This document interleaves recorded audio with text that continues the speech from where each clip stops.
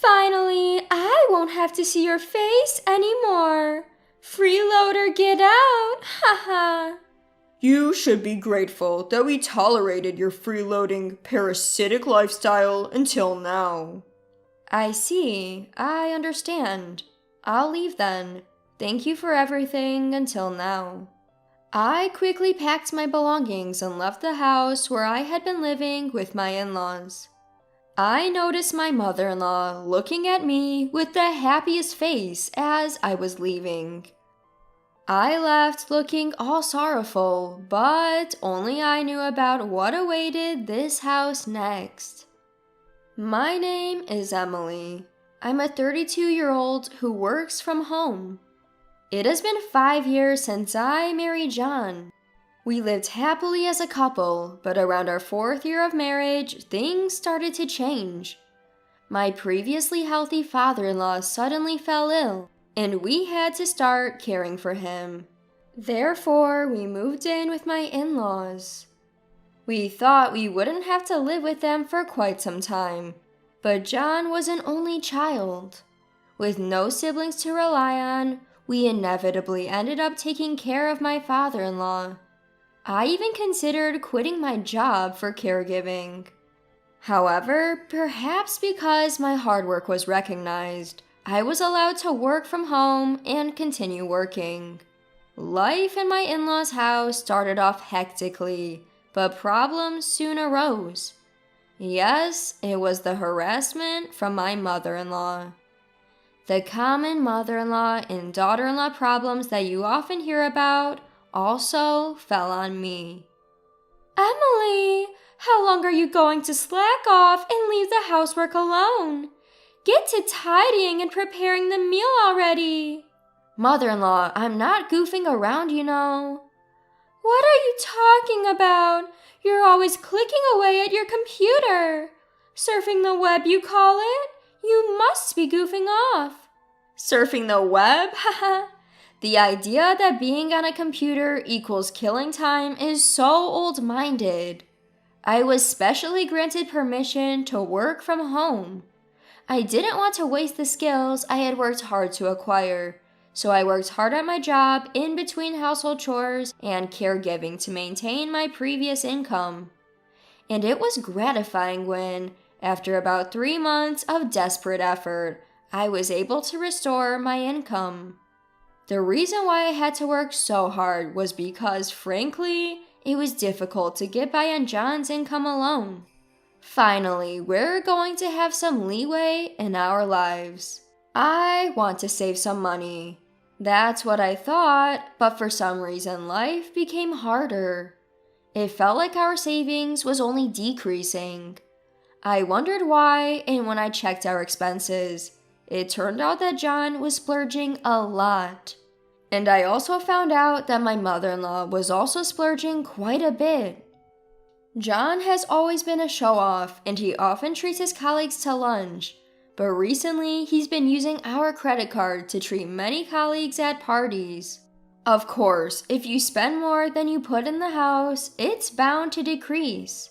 My mother-in-law, for her part, takes up multiple hobbies at the invitation of her friends, and she unhesitatingly uses money for class fees and expenses for socializing. With both my husband and my mother-in-law throwing housework and caregiving duties at me, and splurging as they please, I couldn't take it anymore. As I was covering all the living expenses with my income and couldn't even think about saving, I became anxious and decided to talk to my husband and mother-in-law. Both John and mother-in-law, you seem to be spending a lot of money wastefully lately. We're going to run out of savings at this rate, so could you please hold back a bit on spending? Upon saying this, my husband John and my mother-in-law strongly rebutted. You think I wouldn't care if my colleagues see me as a stingy man? You want me to get looked down upon? It's okay if you're not always the one to treat them. Besides, even if you don't show off sometimes, they won't think you're stingy. I'm always considerate towards the people at my office to make sure we all work well together. You wouldn't understand anything about work. It's fine to treat your colleagues to lunch, But how does taking your colleagues to a girls' bar on your dime relate to work? Aren't you just doing it because you enjoy it? How do you know that? You always come home drunk and happily report it yourself, don't you? That's just how much more fun he has compared to talking with you. Mom, you get it too, right? That's what I meant, haha. I too attend my classes to spend my dwindling time having fun with my friends. Are you telling me to stay cooped up at home? You're such a terrible wife. There's no reason for you, who don't even earn a cent and only do housework, to tell me what to do. Really, what is she thinking? Acting all high and mighty when she's just a housewife. I do work, and you guys know it. I'm earning and contributing to the household, you know. I'm also taking care of your father, not just doing the housework. Don't lie. My mom takes care of my dad, and since you're not even going to the office, you're not earning much, are you? Who the hell do you think you are? Getting all cocky just because you work part-time. Stunned, I was at a loss for words. It seems like this mother-son duo really didn't understand that I was truly working and taking care of the house and father-in-law, all while earning. Moreover, my mother-in-law seemed to have told John that she was the one taking care of my father-in-law, making me look like a lazy housewife. I considered leaving several times, but the reason I refrained was, of course, my father-in-law. My father-in-law has always been very kind to me since I got married to John, and he would always say, "Emily, I'm really sorry that a great daughter-in-law like you has to put up with so much." Father-in-law, I don't mind taking care of you. What are you talking about? I do feel guilty about needing care, but I feel even worse about how my wife and son are treating you. You're being taken advantage of, aren't you? Well, yes. With just John's income, we wouldn't be able to maintain a living. I know that it's all thanks to your hard work that we're getting by. Father-in-law, you knew? It turned out that my father-in-law had been aware of the household situation for a long time. And every time he needed care, he would thank me and speak to me with a kind voice. I loved my father-in-law, and I didn't find taking care of him a burden at all. What if I left this house? I was anxious about who would take care of my beloved father-in-law, so I decided to take care of him diligently until he passed away. And about a year later, my father-in-law passed away. During the funeral of my father-in-law, whom I loved so much, I cried the whole time. Seeing me, my mother-in-law coldly said, "Emily, why are you crying so much?" Without shedding a tear, my mother-in-law showed no signs of grieving for my father-in-law. So of course I replied, "What? My father-in-law has passed away. Of course I would be sad. I've been taking care of him all this time." Upon hearing my response, my mother-in-law exploded in anger. "Gosh, as if I didn't take care of my husband at all!" In reality, my mother-in-law heartily took care of my father-in-law. She took advantage of me, doing neither housework nor caregiving, and claimed she was too busy with her hobbies. Despite that, she always found the time to go out. She played the part of the poor mother-in-law being bullied by her daughter-in-law, even pretending to cry in front of relatives. From the outside, it seems like I was a terrible daughter-in-law, to the point where people said, "Please stop being so harsh on your mother-in-law." Some even sided with her and blamed me. I was merely grieving the death of my father-in-law, yet even strangers blamed me. It pissed me off. I chose to stay away from our relatives. Then John, having noticed me, approached me to complain. "So, you embarrassed my mom in front of our relatives, huh?" "What are you talking about? I don't understand. I was just crying and grieving your dad's death. Then your mom came up to me making snide comments. That's all." "I heard you were talking as if she did nothing for my dad." I didn't say such a thing. I was just talking about how sad I was that your dad, who I had been taking care of, passed away. Maybe it sounded like I was blaming your mom because she didn't do anything in reality. Are you looking down on my mom? No, I'm just telling the truth. And if you're so upset, you should have helped me out. Don't you think you could have taken better care of your own dad? Why are you blaming me too? I have nothing to do with this. Nothing to do with this. You're his own son. Didn't you feel any responsibility to take care of him? I had work. It was your job as a housewife to take care of him. That makes no sense. I have work too, so that's unfair. Our argument heated up and was broken up by panicked relatives. Although the argument ended there, my husband and I didn't speak for the rest of the day.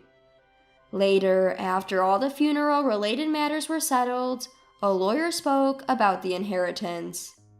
I'd like to discuss the will concerning the inheritance following your father-in-law's death. It is written that the rights to the family home and the land will go to his son John, while the remaining money will be split evenly between his wife and his daughter-in-law Emily. What? Why would Emily get a part of the inheritance? I'm his wife, right? If John gets the land and the house, shouldn't the rest of the assets all be mine? Your husband expressed his gratitude to Emily, who dedicated herself to his care. It is his wish to leave her part of the inheritance as a token of that gratitude. This is a decision made by your husband, and it cannot be overturned. So that's it. Oh, I see. Emily was only taking care of him because she was after the inheritance.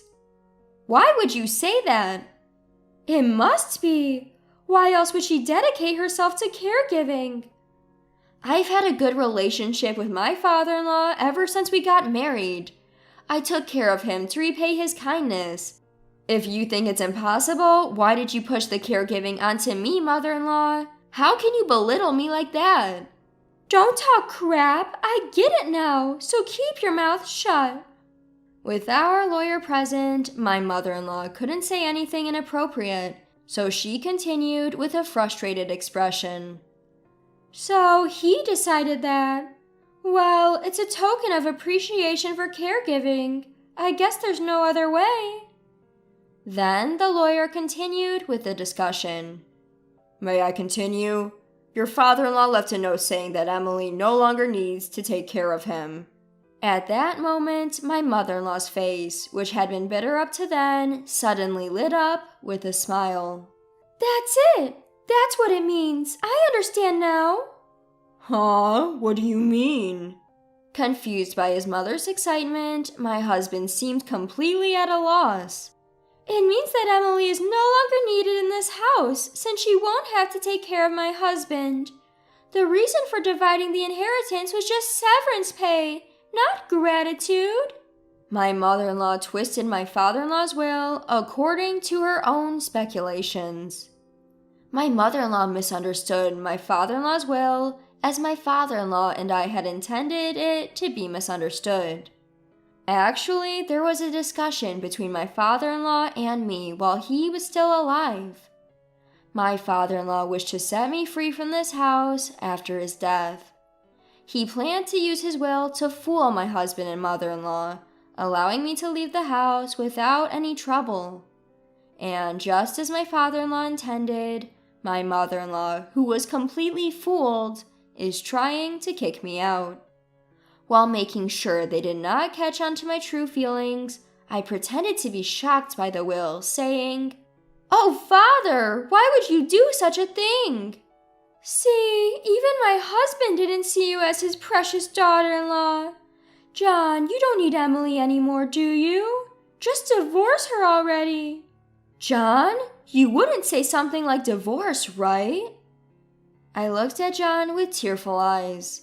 After a long pause, Indeed, it seems better to divorce, he finally said. Me, I've received the family property and Mom has got the money. I don't need to worry about care in the future, and I won't have any trouble with Emily. What? I see. That's how it is. Sorry, but could you leave me? Understood. I guess there's no place for me anymore here, I meekly said as I took a piece of paper from my drawer and handed it to my husband. When we had a fight before, there was one time I went to pick this up. That, of course, was the divorce papers. My husband immediately signed the divorce papers. Finally, I don't have to see your face. A freeloader who doesn't work. Get out, haha. Appreciate that I put up with a parasite like you all this time. I see. Okay, I'll leave. Thank you for everything so far. Speaking of which, since the lawyer is here, I want to discuss. It's okay if there's no property division, right? I've received enough from my father-in-law's inheritance. That's right. How considerate of you, Emily. I've been able to live on my earnings. It would be brazen of you to want more. Well, you're right. All right, the discussion is over. Please leave this house as soon as possible.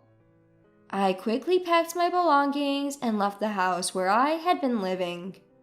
My mother-in-law was watching me leave with a joyous face beyond words, not knowing what awaited in this house.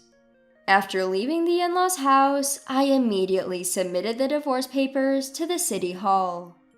Arriving at the apartment I had rented in advance, I shouted in the wide room alone.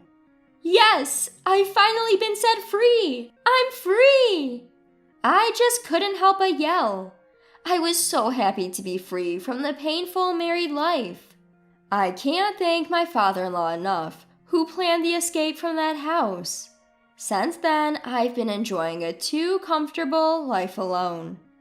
I adapted to working remotely at my in-laws' place. But now that I left, I now have much more time to dedicate to my work. My income has increased due to that, and I'm able to live a luxurious life without being disturbed by anyone. One day, I got a call from my ex-husband, John. It's been a while. What brings you to call me? Emily, please help us. We're having a tough time making ends meet. Is this some kind of joke? Weren't you the ones who told me to get lost? Even though we're getting the same salary as before, for some reason we don't have enough money. We can't live like this. Oh dear, haha, that does sound tough. I decided to drop the final bombshell. Well, that's because my salary isn't going into the household anymore. What do you mean? Don't you understand? You couldn't afford your lifestyle just with your salary. All those splurging, and you never noticed? I couldn't afford our lifestyle with my salary alone? Of course not. You've always been squandering all your salary on yourself. The only reason we could get by was because of the money I was bringing in. You and your mother at your ages, your habit of spending is just ridiculous. What? So how much were you making, Emily? Let me see. Back then, it was around $4,800 a month, I guess. You were making that much? Yes, I was. Bet you didn't know that, did you? By the way, now that I don't have any hindrances, I'm making even more. Haha. Even over the phone, I could tell my ex-husband was shaken. Emily, how about we live together again? Huh? It was a mistake to kick you out. It's not too late to start over, right? What are you talking about? It's obvious you're just after my earnings. No, that's not it. I've realized that I still love you, Emily.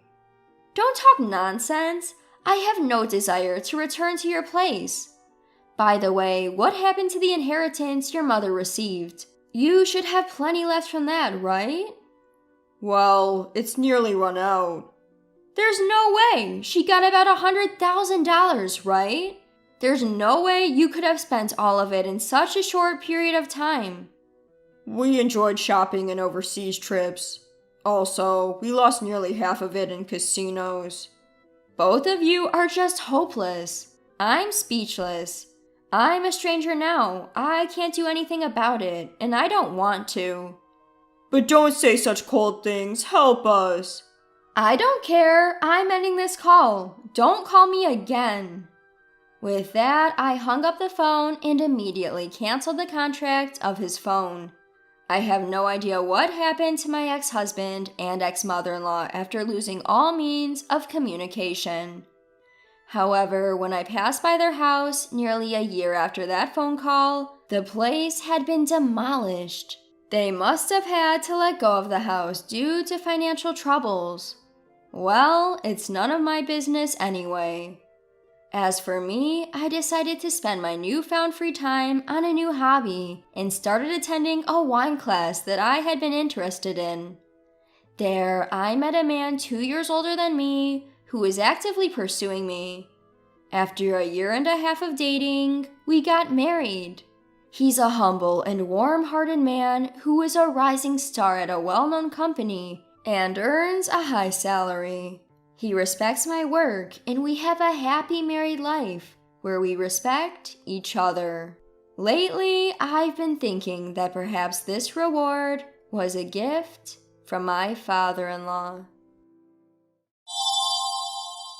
Hey, Mom, bring me a beer. Huh? Mother-in-law, did you lose your hearing all of a sudden? You can hear me, right?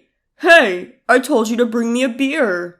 This is how it always goes when my son and his wife speak to me. We've been living together for 5 years, and they've never listened to me, always ignoring what I have to say. When they do speak to me, it's always just orders, like I'm some sort of maid. Jean, my daughter-in-law, speaks ill of me for everyone to hear, and Paul, my son, treats me like a housekeeper without a second thought. Ignoring them, I turn my back and pretend to watch the TV, acting as if I can't hear them. I'm at the end of my tether with these two, who only listen when they want something, but ignore me otherwise. After a while of ignoring them, Jean picks up the TV remote and shuts off the show I was watching. Startled, I looked up when she said loudly right into my ear, "Hey, mother-in-law, can you hear me?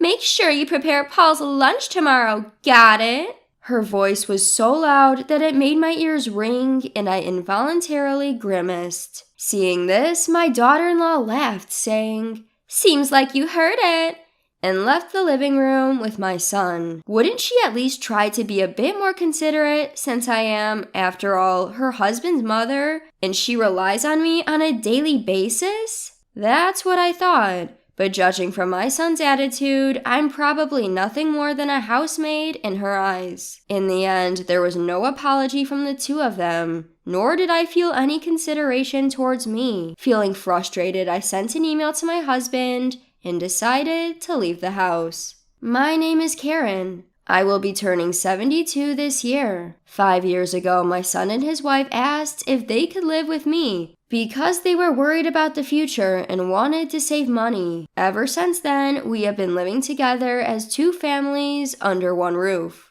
If you live with us, you'll feel safer, right, Mom? You might be right. My husband is a workaholic who started his own company when he was young and continues to work tirelessly even at the age of 73. Because of his nature, the house felt quiet ever since our son moved out. Even when I consulted my husband about our son and his wife moving in with us, his only response was, "Do whatever you like." So as there wasn't much conversation and I felt a bit bored, I agreed to live together, hoping that life would become a bit more lively.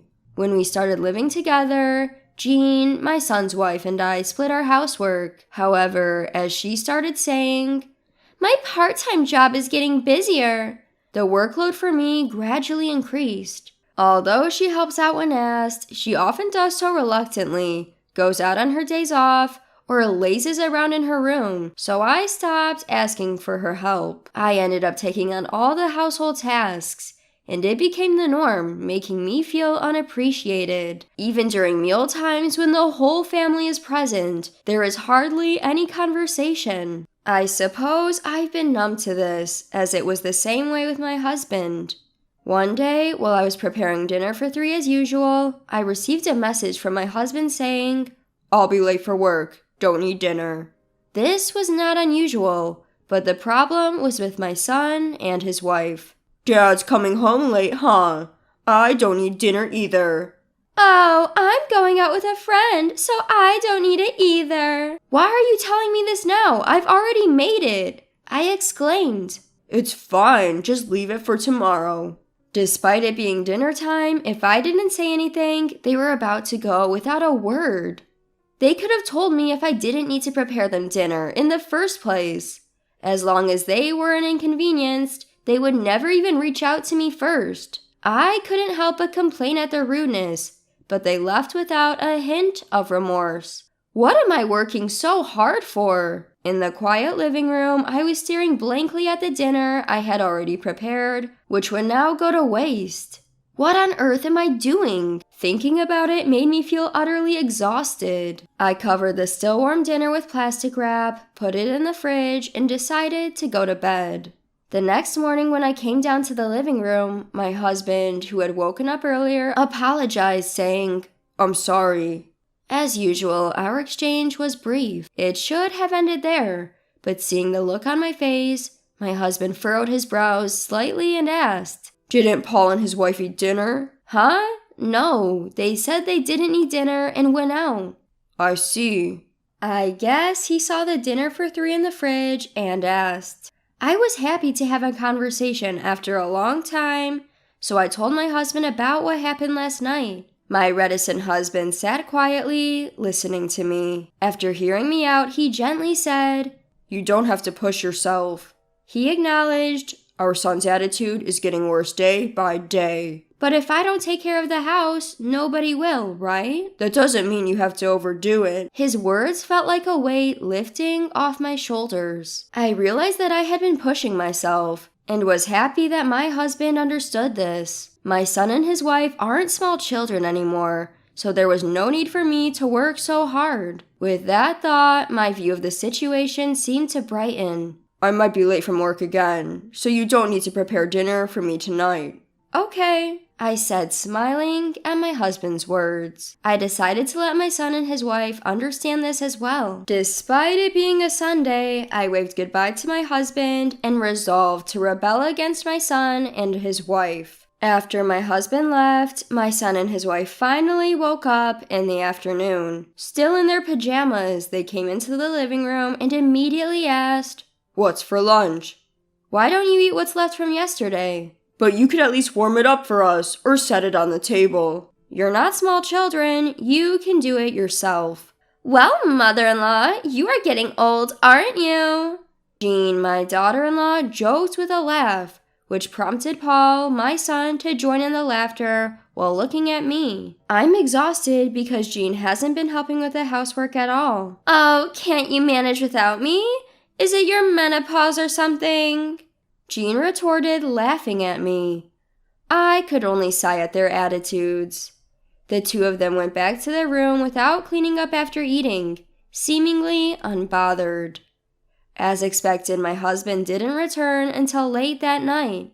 Since I didn't need to prepare dinner for my husband, I bought myself a ready-made meal from the supermarket. "Huh, Mom? What are you eating?" "Ready-made food." "What about dinner?" "I don't know." "Mother-in-law, what are you thinking? Have you forgotten about your family?" I wondered if Jean was incapable of having a conversation without throwing in some barb. I decided to ignore my daughter-in-law, which seemed to quiet Paul down. However, he quickly picked up his phone and started complaining again. "You don't work, Mom. You should at least take care of the house." I thought that since it was their day off, they could prepare their own meals for once. As I thought this, they decided to order a delivery. "Give us the money later," Paul said, which made me lose my patience. Since they wanted to save, I agreed to not let them pay our living expense, and I never bothered them about it. But I never imagined them to take advantage of me like this. I decided to ignore them completely, not providing any services to my son and daughter-in-law who showed such disrespect. "Hey, Mom, beer." "Oh, has mother-in-law suddenly gone deaf?" "You can hear us, right? We're asking for beer," Paul demanded, while Jean kept on making snide remarks, and Paul talked to me like I was their housemaid. Ignoring them, I turned my back and deliberately watched TV, pretending not to hear. When I didn't respond for a while, she seemed to give up and stopped talking to me. But this peace was short-lived. Before I knew it, my daughter-in-law, who had come up behind me, picked up the TV remote and turned off the TV. Startled, I looked up, only for her to shout into my ear, "Hey, mother-in-law, can you hear me? Make sure to prepare lunch for Paul tomorrow, okay?" Her voice was so loud that it hurt my ears, making me wince involuntarily. Looking at me, my daughter-in-law laughed, saying, "Looks like she heard me," and left the living room with Paul. I wondered why she didn't consider showing a bit of courtesy, given that I'm her husband's mother and she depends on me regularly. But observing Paul's attitude, it seemed like I was nothing more than a housemaid to her. As it turned out, there was no sign of consideration for me at all, and I didn't even hear an apology for last night's dinner from either of them. Sighing deeply, I sent a text to my husband and decided to leave the house. Early next morning, I packed my belongings and left the house before they woke up. When I arrived at a nearby business hotel, my phone was filled with texts from Paul, who seemed to have just woken up before heading to work. Apparently, they were in quite a chaos this morning. Texts and calls from both of them quickly filled my phone with notifications. When I opened the text, I saw nothing but complaints, such as, "What are you doing? I told you I'll need lunch." Jean also sent a text in a mocking tone. "Are you wandering around after forgetting your responsibilities?" It seemed they had a hard time just because I didn't prepare breakfast for them, which made me laugh a little. When I saw a call from Paul, who seemed to be on his lunch break, I decided to finally talk to him. "You finally picked up. Mom, where the hell are you and what are you doing?" "It's none of your business, is it?" "You didn't even prepare our food. Where are you?" "Paul, you're not a child. You can make your own food, can't you?" I answered him with a mix of irritation. If he had struggled so much to prepare just one meal, he should have reflected a little and thanked me. But to my surprise, he came back with a word I never expected. "I'm paying for living expenses, so I need you to do the housework." "Living expenses? What are you talking about? I never received such a thing."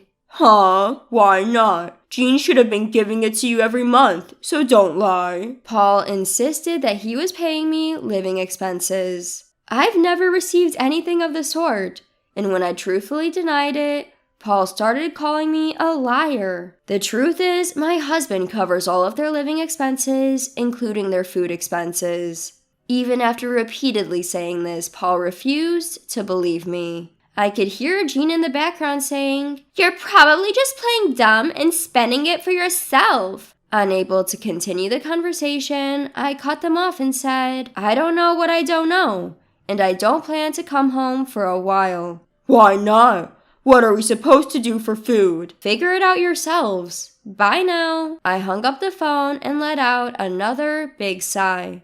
Why do they believe they're not in the wrong, even after all this? I didn't understand what Paul was talking about earlier when he mentioned about our living expenses. The situation improved about a week after I left the house. My husband, who had come to check on me, apparently talked to Paul and Jean, and their text suddenly became more respectful and submissive. Wondering what had happened, I received a text from my husband. "Paul and Jean want to apologize. If you feel like it, please come home." Thanks to my husband's talk, they finally seemed to understand.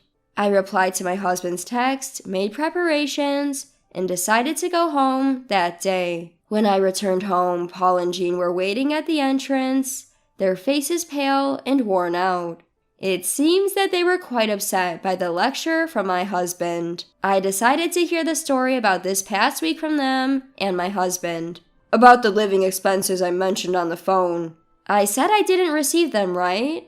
You said you wanted to save money, so I didn't say anything." "Actually, Dad was really mad at us about that." It seems that my son had told his father about his contribution to the household expenses. It appeared that he believed I had been lying, and throughout, he seemed to have painted me as the villain when speaking with his father. However, when his father explained that there was no way I could be splurging, as I was busy from morning to night with cleaning, shopping, preparing meals for 3 people, and doing the laundry while showing him our household book, he quieted down. You couldn't even believe me?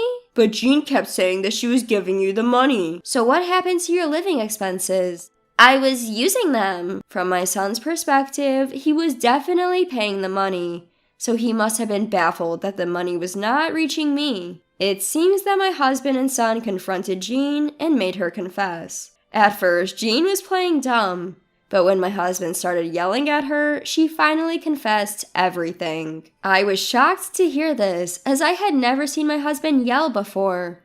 Apparently, Jean had been spending the money on dining out and going out with her colleagues from her part-time job. She had been going to fancy restaurants to show off and pocketing any leftover money for herself, she explained in a feeble voice. I'm appalled. She was accusing me of squandering money on the phone, but it turns out she was just talking about herself. But living with my in-laws can be stifling, and everyone was inviting me, so I just...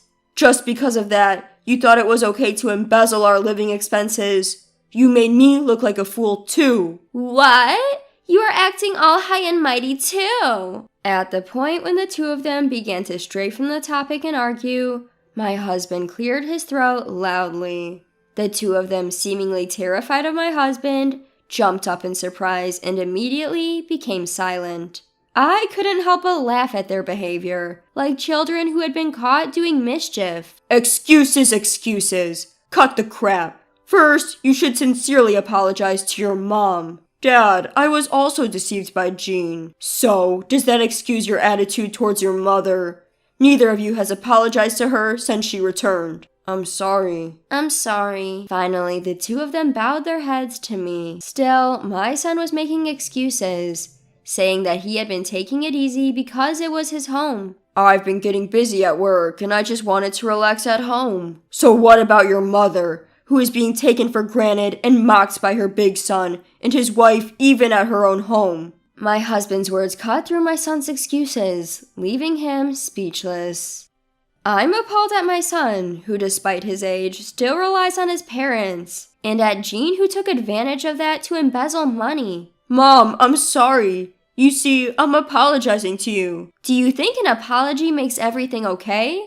Please reflect on yourself a bit. The two of them thought that bowing their heads to me would resolve everything smoothly, and they were flustered by my words and tried to make excuses. But I could see through their scheme, and I shook my head. Whether you contribute to the living expenses or not, I can't overlook that attitude. You have to learn to be more grateful. But aren't you worried about your future too, mother-in-law? Yes, I'm full of worries about relying on people like you. How can you talk to us like that? You splurged our living expense out of stress from living with us. I can't have someone like you stay with us any longer. The two of them finally quieted down, realizing that I was not willing to listen anymore. They need to learn once again how rude their actions were while living together as a couple. Later, we managed to have them move out. In the days that followed, Jean, my son's wife, started to come to our house occasionally to learn household chores from me. She continually vented about how my son Paul did not lift a finger to help with any housework. As she had always been showing off to her colleagues, I assumed she couldn't complain to anyone else now. I now understand just how much I relied on you, Karen. Indeed. And yet, you had the audacity to accuse me of being deaf and squandering money. Being no longer able to live with us and having lost the pocket money she freely used before, plus having her part-time wages limited to make up for the money she previously misused, Jean fervently complained about her now austere life. But however I listened, all I could think was that she was just reaping what she had sown. As for Paul, he started to bring home delicious snacks as gifts from time to time, as if making up for his previous lack of consideration, which he still mentioned occasionally. I've always known he wasn't the most articulate and was primarily focused on work. Nevertheless, I was touched by the fact that he recognized my hard work during our discussions with Paul and Jean. Thanks for your hard work, honey. I appreciate it. I'm glad that I can talk to my husband like this again. I deeply feel the truth in the saying, after a storm comes a calm. Regardless of how it started, I'm now leading a life that is calmer and happier than before. It all started on a bitterly cold night when snow was swirling in the air. Out of nowhere, my cell phone rang. Picking it up, I was greeted by the wrathful voice of my mother-in-law on the other end. "It's because of you that my daughter's in this state. Her face is unrecognizable. It's atrocious. You need to take responsibility. Why did you abandon my daughter? You're despicable." My name is Amy, and I'm 33 years old. I live with my husband, Zach. Zach has his parents and an older sister. That single phone call from my mother-in-law that night turned my life upside down. "Give me back my lively girl! Why did you do something so horrible? I swear, I'll make you pay for this. I'll never forgive you." My mother-in-law, possibly out of shock, was making no sense. All she did was spew venom at me. "Mother-in-law, please calm down. I have no idea what you're talking about." Even in my confusion, I tried my best to console my mother-in-law, desperately trying to listen to what she had to say. But all my efforts were futile. "You have no right to be calm at a time like this. It's all your fault. And yet, you have the audacity to say such things. Why didn't you help her? Why did you abandon her?" My mother-in-law was just yelling loudly while crying, and there was no conversation at all. Even when I told her to speak slowly, it was like my voice was not reaching her ears, and my mother-in-law's vitriol continued endlessly. My father-in-law, who seemed to have been behind my mother-in-law, took over the phone. "Amy, I hope you understand what you've done. Do you understand the state our daughter is in now? Fortunately, her life is not in danger, but she has severe injuries. Why did you let her suffer like this?" Since my father-in-law was a little calmer, I honestly told him, "Father, I'm sorry. I really don't understand what you two are talking about. What on earth happened?" He looked perplexed that I knew nothing, but somehow I got him to tell me the story. It was content that made me doubt my ears. My sister-in-law, a single mother, was living with her young child about a 20-minute walk from my home. She had a young boyfriend who she had been dating for some time, and he frequently visited. I had heard from Zach that he had a quick temper and had often raised his hand to my sister-in-law. Apparently, his mood was bad last night, and my sister-in-law suffered from more violence than usual. She felt danger to their lives, so she picked up her child in a frenzy and ran out of the house into the falling snow. Without anywhere to go, my sister-in-law thought of her brother, who had lived nearby, and ran desperately, hoping to find refuge at our house. When my sister-in-law rang the doorbell, Zach, who was home at the time, answered. My sister-in-law stood outside the door, holding her child in her only clothes, her face bruised and gasping for breath. Anyone would have known at first glance that something was wrong, but Zach did not show concern for his own sister. Instead, he seemed a bit irritated and said, "If I let people in without permission, Amy will get mad. Sorry, but can you go home? She's scary when she's angry. You understand, right? Please leave," and turned her away from the door. My sister-in-law couldn't believe what her real brother had said, but she was in immediate danger and needed to hide somewhere, so she begged him in tears. "At least lend me money for a hotel." She had left in a panic and didn't have her cell phone or wallet. But Zach said something even more astonishing. "There's no way I have that kind of money. There's money in the house, but there's no way Amy would let me use it without permission. If I did something like that, she'd divorce me. Sorry, but could you try somewhere else? It's cold, so I'm going in. See you." And he closed the door, coldly sending my sister-in-law away. In utter despair, holding her young child, fearing that the two of them would freeze to death, she trudged back through the snow and reluctantly returned home, only to be met with even worse violence from her enraged boyfriend. My sister-in-law was beaten until her face was unrecognizable, and the child was kicked and lost consciousness.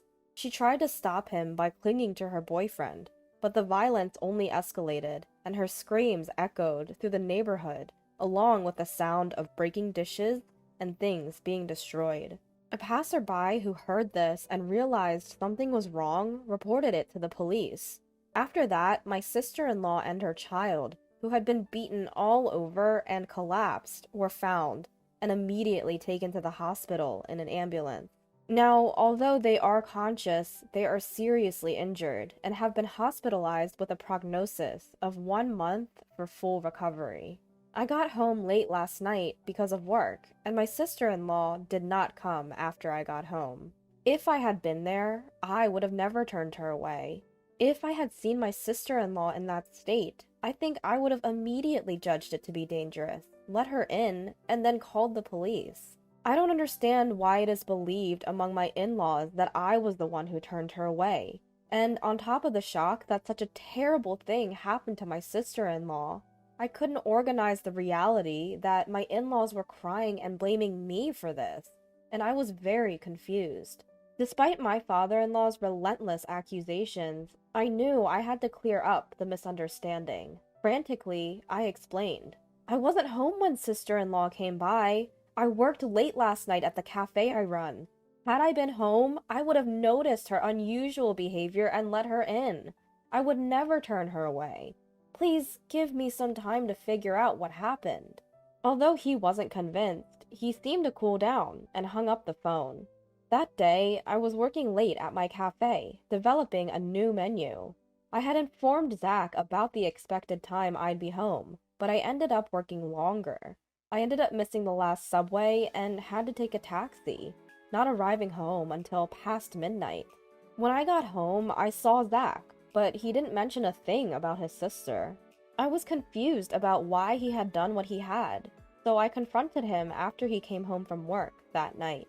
His response was shocking. I could tell something was wrong when she showed up, but I was just about to enjoy my beer, and it was cold outside, so I wanted to close the door quickly. Plus, I didn't think there was anything I could do about it. I couldn't hide my anger at his selfish excuse. Didn't you feel anything seeing her like that?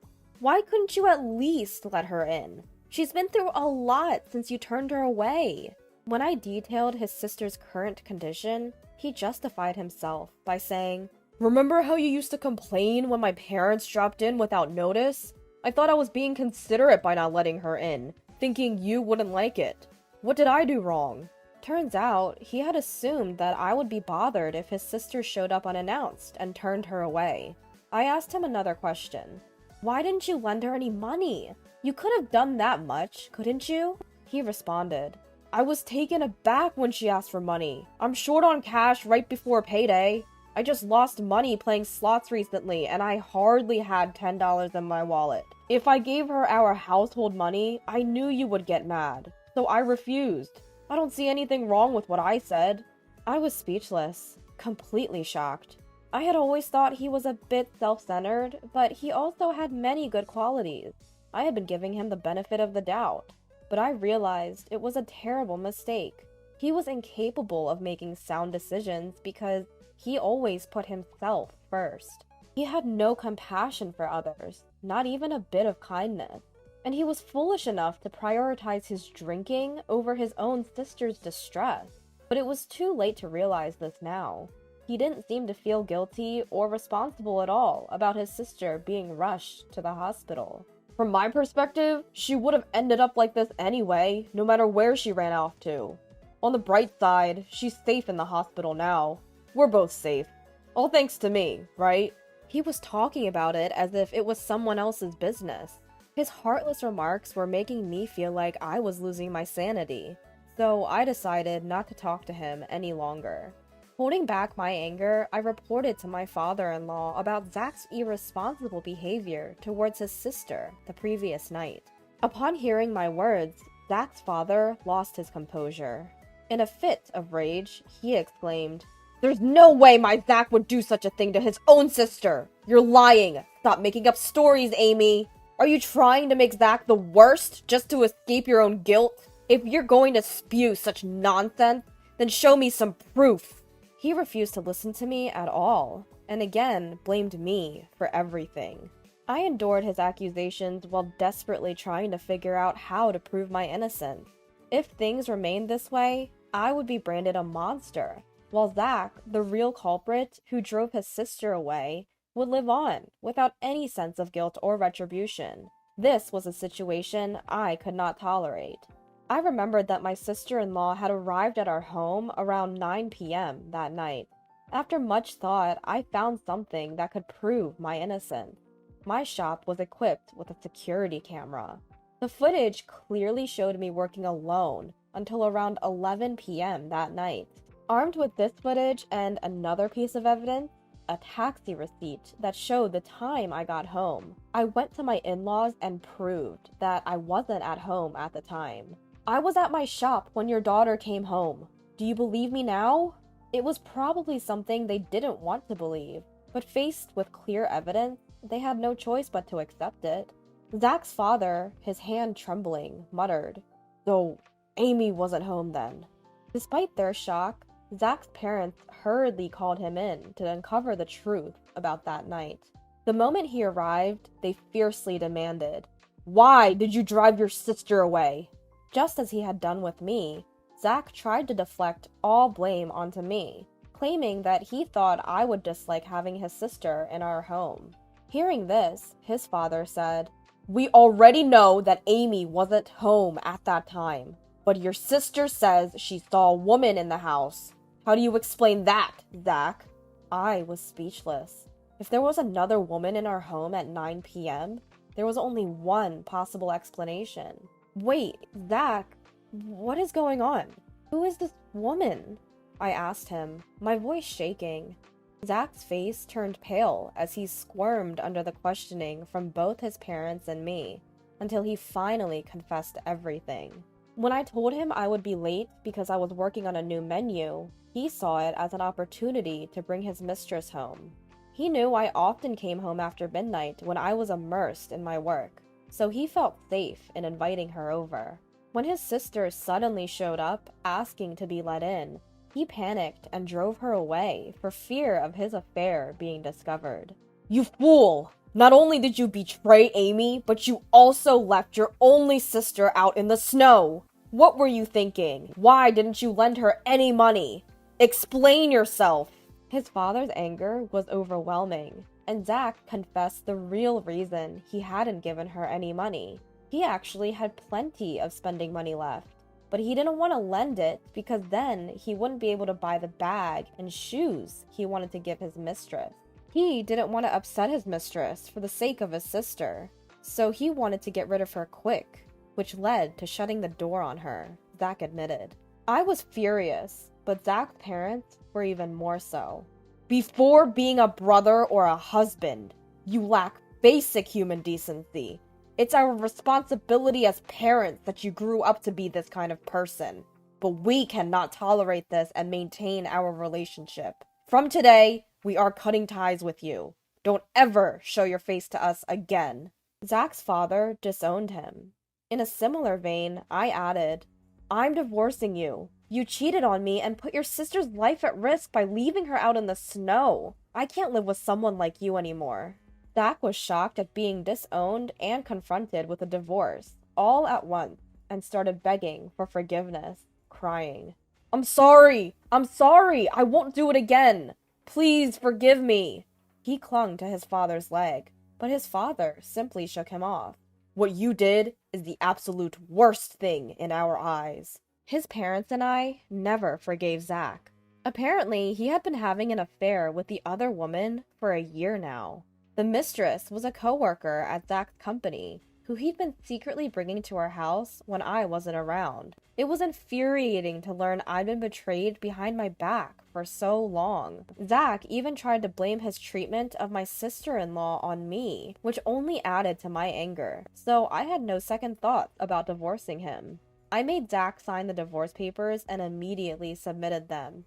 Right after, I headed to a law firm, hired a lawyer, and filed for substantial damages from both Zach and his mistress. I also called Zach's boss, who had been our matchmaker at our wedding, and reported through my tears that we were getting a divorce. I told him everything about Zach's affair and his mistress. Zach's boss, a man who despised anything against human decency, had repeatedly told Zach at our wedding to never betray his wife. As expected, he was furious when he learned about Zach's infidelity. Word reached upper management, and on his boss's advice, Zach was transferred to a branch office in the countryside. His mistress was moved to a different department where she was made to sort documents all day. However, my sister-in-law's revenge against the two was even more ruthless. Still suffering from the after effects of her injuries, she deeply resented Zach's actions that day. To vent her hatred, she did something even more extreme than what I did. By coincidence, she was working at one of Zach's company's clients and knew some of Zach's colleagues. Using her connections, she revealed and spread within the company the cruelty she and her child had suffered that day. The company's employees, who had thought the divorce was due only to the affair, were shocked to learn the truth. Zach's abandonment of his own sister to cover up his affair was a huge shock to everyone in the company. The rumor quickly spread throughout the company, and Zach was universally suspected of being a terrible human being. Once he was ostracized by everyone, his work was impacted, and after a while, he was demoted. He couldn't stand being avoided by everyone and found it hard to continue working at his new post, so he ended up quitting. To pay me the high alimony, he drained his savings and is still paying me by working live-in part-time jobs. Almost all his salary goes towards the payment, and I've heard he can't even afford a coat for winter and shivers in thin t-shirts. As for the mistress, she was stubbornly clinging to her job, amidst the judgmental glances of her coworkers, despite my demand for damages. After consulting my lawyer, I decided to ask her parents for the payment. When her parents learned about it, they were shocked and immediately made their daughter pay the full amount after confirming the facts. I kept receiving calls from her, which I never answered, but she left numerous abusive messages in my voicemail, saying, "Why did you tell my parents? I had to go into debt to make the payments. My life is ruined because of you." As I found it unbearable, I sent these messages to her parents. I received an apology letter later, promising they would never let their daughter trouble me again, and the harassing phone calls stopped. As for my sister-in-law, her abusive boyfriend's actions became a police matter, and she was able to file for damages for her injuries. It had been tough, but she finally managed to break up with him. My in-laws and sister-in-law apologized to me for initially suspecting me and for Zach's infidelity. Of course, both were painful experiences for me, but I could understand their outrage and loss of composure when they saw their daughter taken away in an ambulance after such severe abuse. After all, Zach's affair wasn't their fault. I didn't hold a grudge against them. On the contrary, I wanted them to properly heal the emotional wounds of my sister-in-law and her child, who had such a terrible experience. If I were in their shoes, I'm sure my parents would have reacted the same way. Furthermore, my in-laws and sister-in-law are fundamentally decent people. Now that I've divorced Zach, I'll probably never see them again, as they are now strangers to me. But I sincerely wish them well and hope they take care of themselves. I moved closer to the cafe I run. Since it's within walking distance, I no longer have to worry about the last train, and I can devote my time to coming up with new menu ideas. Though I was thrown around by unexpected events, I probably wouldn't have been happy if I continued to be married. There are things one must never do as a human being. I firmly intend to always keep that in mind and live a life I can be proud of. That's what I strongly believe. My husband betrayed me. My girlfriend is having a baby, so pack up and leave. He coldly told me so. Are you sure you won't regret this? No way. Just get out of here. He sneered, laughing off my final plea. If that's how he wants to play it, I no longer have any obligation to consider his feelings. I accepted the divorce and moved back to my parents' house. But at that time, I didn't know what was coming next. Who could have imagined that the very next day, he'd be at my door, begging for forgiveness? My name is Lily. My father is an executive at a publicly traded company. After graduating from university, I got a job at a company run by one of my father's acquaintances. It was nepotism, yes, but I worked hard to learn the job so as not to be the subject of gossip. Eventually, my colleagues and seniors began to accept me. I even started to enjoy my work, spending my days in a fulfilling way. Meanwhile, my father seemed worried that I, being totally devoted to work and lacking any romantic relationship, was living a one-sided life. He introduced me to a man named John, who was the most capable among his subordinates, and arranged a dating between us. John is the most successful young man in the team. No, it's all thanks to my superiors and seniors who guide me. My father and John seem to trust each other. At first, I agreed to date John out of respect for my father, but as I got to know him, I began to think that marrying him might bring happiness. As we went on several dates, I admired how he took the lead. Yes, I was gradually drawn to John. Once my father realized how I felt, he encouraged our marriage. John, honestly, what do you think of my daughter? Well, I am dating her with the intention of marriage. Everything progressed smoothly after John announced his intention to marry me in front of my father. Every time they met, my father and John would happily discuss wedding venues and plans for a new home. Seeing my father like this made me feel that getting married might not be a bad idea. Before our marriage, John gave me a condition. I want you to quit your job and become a full-time housewife. I was reluctant to give up my beloved job, but I really wanted to marry him, so I decided to accept his condition. As soon as we got married, John's attitude towards me changed. To be honest, I didn't want to get married this early. I couldn't believe what I heard. Huh? But you were considering marriage. That's why you agreed to meet me. I only agreed because your father asked me to. I can't refuse my boss's request, can I? John continued with a frown. With your father so enthusiastic, how could I refuse to marry you? Besides, marrying you should secure my career advancement. So you married me for a career advancement? Of course! Why else would I marry a boring woman like you? He scoffed. I was left speechless. I had quit my job and had no income. I had lost my confidence and couldn't retort. Eventually, he stopped coming home and began to frequently go out drinking. When I asked where he was going, he simply said, "It's none of your business." From the perfume he smelled of when he came, it was clear he was seeing women nearly every night. Yet he showed no signs of having an affair with a particular woman. It was probably just business related. I convinced myself. As the wife of a capable man, I thought I had to tolerate this kind of behavior. I tried not to think about it as much as possible. Still, it was a fact that I was struggling with a marriage full of forbearance. I wanted to spill all my troubles to someone, but having quit my job and distanced myself from my friends, I had no one to confide in. If I turned to my family, my father would surely worry excessively, and it might affect John's work. I had no choice but to suffer in silence. Around this time, John was promoted to a division manager at an unusually fast pace. I was glad I hadn't brought up anything strange to my father. Hearing about his promotion was a relief to me. With the promotion confirmed, John had been in good spirits at home lately.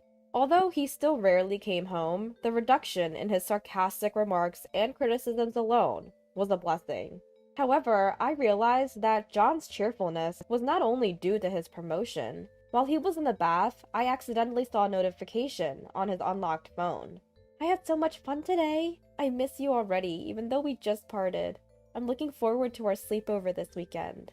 It was a message filled with heart symbols. A message clearly from someone he was having an affair with. The text read, "This weekend is a sleepover." He had told me, "I won't be home this weekend due to a business trip." After confirming John's infidelity, I checked the name of the sender. The sender of the message was someone named Kathy. Afterwards, I decided to find out who Kathy was. Fortunately, John seemed to have no idea that I knew about the affair. He continued to exchange lovey-dovey messages with Kathy without even setting a lock on his phone. From their messages, I was able to determine Kathy's address and full name. Kathy Brown? The name rang a bell, but where had I heard it? As I was desperately trying to remember, a photo of the two of them was sent to John's phone. When I saw the picture of Kathy, I inadvertently let out a gasp. Kathy was the daughter of the president of one of our clients. I had met her once at a company party, and her flashy dress had left a deep impression on me. I couldn't believe that John's affair was with Kathy. It was hard to believe, but the photo, name, and place all matched. There was no doubt about it. But Kathy, I remembered the rumors about her. I had to tell John the truth. I told him I had something important to talk about and asked him to come home early. Unusually, John came home without protest and started talking before I could say anything. "I actually have something to tell you too," John said with a solemn look on his face. "My girlfriend is pregnant, so I've decided to leave you and be with her." What? He had taken the initiative before I could talk to him. His girlfriend must be Kathy. But she's pregnant? To my surprise, he said, "It's already decided. I've always been appeasing your father, but after meeting her, I realized how pointless my marriage life with you was. She is the one who's suitable for me, not a woman like you who has nothing to offer. She has everything." "So, you're divorcing me?" "Yeah, that's right. You need to leave this house." I asked John, thinking it was my last chance. "Are you sure about this? You won't regret it?" At that, John burst out laughing. "Regret? There's no way, right? Let me tell you something good. My girlfriend is the president's daughter. She's in a different league from your father, who's just an executive." "Didn't you respect my father?" "Respect? That's just a pose for promotion. If I marry her, I'll become the next president of her company. I can quit my current job anytime, huh? In other words, I no longer need to butter up your father." I don't mind if he ridicules me, but I thought he would be sincere about my father and his work. I can't believe he didn't even have that much sincerity. The moment I found out that, my feelings towards John cooled off. "So, I won't say anything anymore. Do as you like." "Yeah, I'll do what I want to do. You don't have to tell me to do." "Huh." Even though I didn't ask, John began to talk about her incessantly. "She never told me she was pregnant. Was she considerate of my marriage?" "Then how did you find out she was pregnant?" "I happened to find an echo picture in her bag. She probably intended to give birth alone out of consideration for me. What a courageous woman."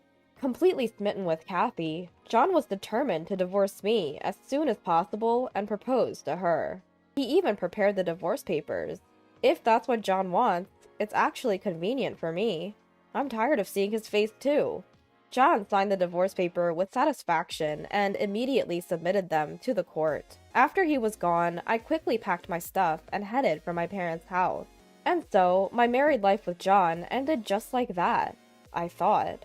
The call from John to my mobile phone came the next night. "Lily, where are you now?" "Where? I'm at my parents' house. What's wrong?" "At your parents'. I see. Can you come by to the nearby diner right now? I have something important to talk about."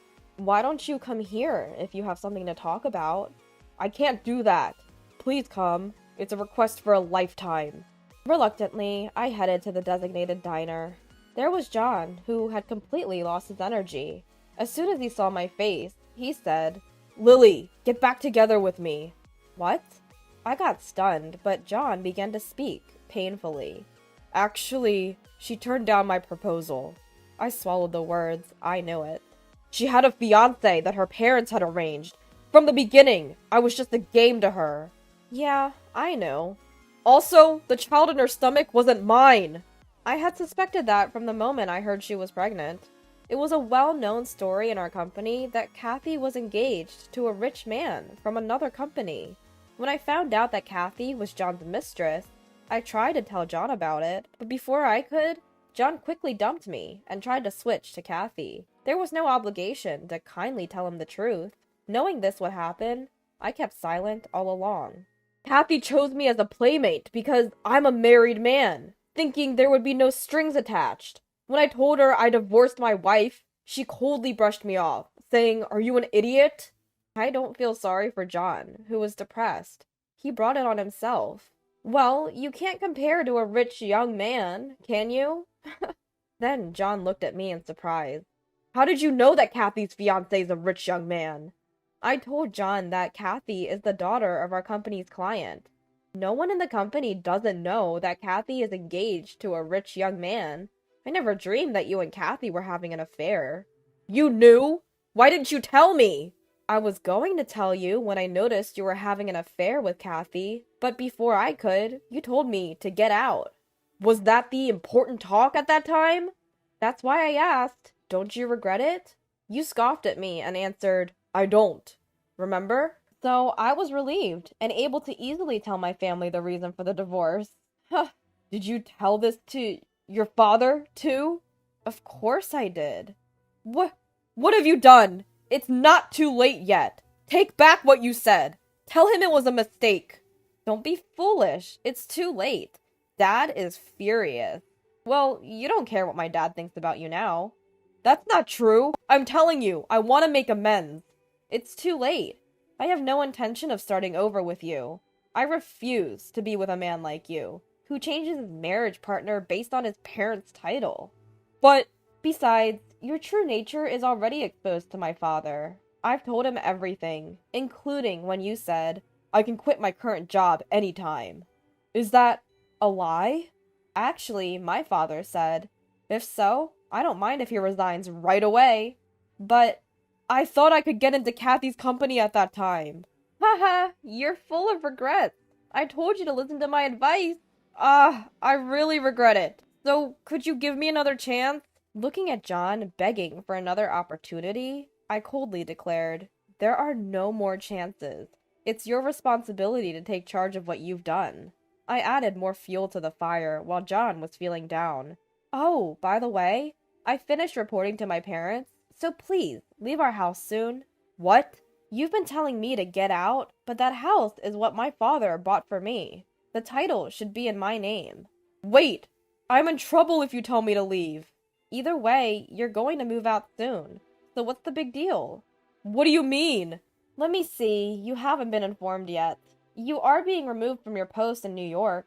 What did you say?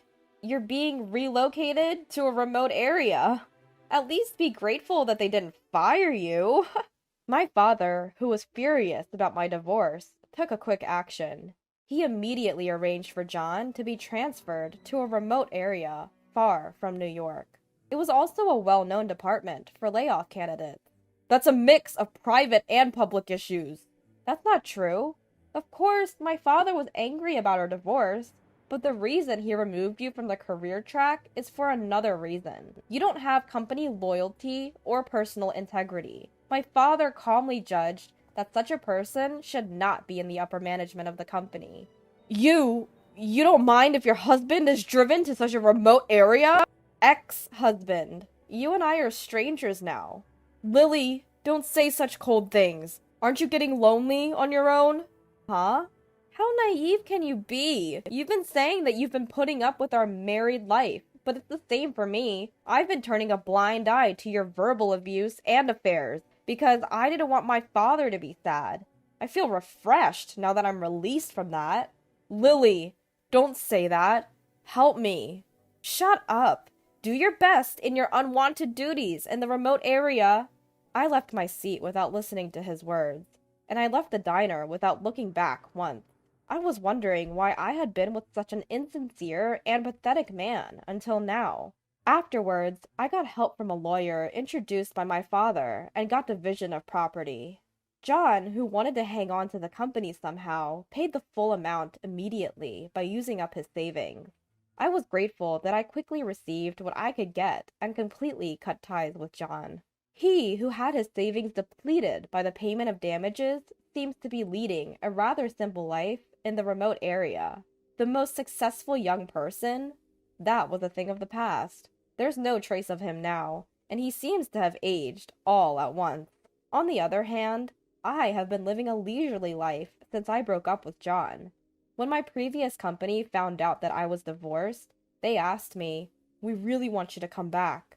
They recognized me, not because of my father's connections. I was moved by that and decided to return to work. I've always liked my job, so I had no hesitation about going back. Perhaps because my father feels guilty about introducing me to a good-for-nothing man, he keeps bringing me potential suitors. But I'm turning them all down. If a good person appears someday, I might feel like getting married.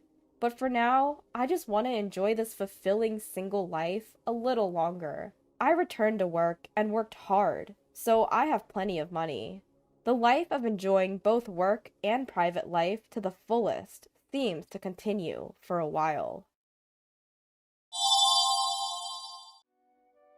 My name is Jenna, and I've been married for 3 years now at the age of 30. My husband, Seth, who's 32, works at his family business. His family owns a wholesale liquor company where his father is the president and Seth serves as the director. Ever since we got married, I've been working there as well as an office clerk. My mother-in-law has never involved herself with the family business, having been a stay-at-home mom for the longest time. And when I say stay at home, she used to employ a housekeeper, so she never really had to lift a finger. When I married into the family and started living with my in-laws, they let the housekeeper go. Why would we need a housekeeper when we've got a daughter-in-law?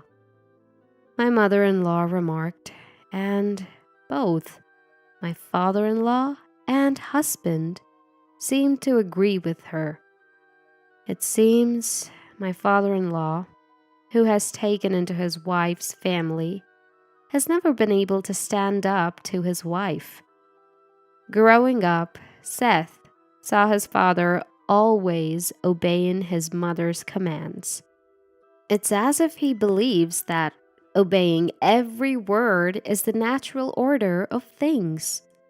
Even when we visited for the first time before we got married, it was evident that she was the one who ruled the house. Since becoming a part of this family, I've been burdened with both housework and office work. The alcohol wholesale business has been in a tight spot lately, and we can't afford to hire more staff, so I've been lending a hand. They had to let the housekeeper go because the money to pay her was running out. Nevertheless, this company, which has been around since my husband's grandfather's time, manages to keep going thanks to long-standing business relationships. The grandfather founded the company in his lifetime and expanded it to its current scale. There are about 10 employees who handle sales and deliveries, even delivering quite far away. The grandfather, having no son of his own, had my father-in-law, who was a promising employee, take over the business. He arranged for my father-in-law to marry his only daughter and entrusted the company to them. I never met this grandfather myself, but apparently he was a stern man. Dad is a patient man, Seth often says, praising his father. He never got angry, no matter what was said to him. Grandpa was pretty stern, but Mom is even more so. Seth, who accepts whatever his mom tells him, talks about it as if it's someone else's business. Until we got married and started living together, I couldn't have imagined this side of Seth. While we were dating, he seemed like a bit of a wild one, but at home, he becomes almost invisible. He's also lively and energetic at work, but turns quiet as soon as he gets home. The same is true for my father-in-law, who's bustling at the company, but becomes as quiet as a church mouse at home. I was shocked at first by their transformation, but now I find myself in the same boat. In this house, my mother-in-law is the absolute authority, and no one dares to defy her. When we first started living together, she made a huge fuss because she didn't like the food I made. The dinner I made casually was apparently too spicy for her, and she tossed it into the trash after just one bite. In a panic, I quickly apologized. "I'm sorry, was it too spicy?" My mother-in-law made me stand before her and began her lecture. "Are you trying to make me sick by making me eat something this spicy?" I was petrified by the sight of my mother-in-law's face, which looked like a demon. Seth and my father-in-law stopped eating their meals and sat rigidly, their eyes cast downwards. When I cast a fleeting glance at them for help, I saw Seth's face, even paler than mine. When I looked at my father-in-law, he too had a pale face, just like Seth. From their expressions, I could imagine how terrifying my mother-in-law's lectures were.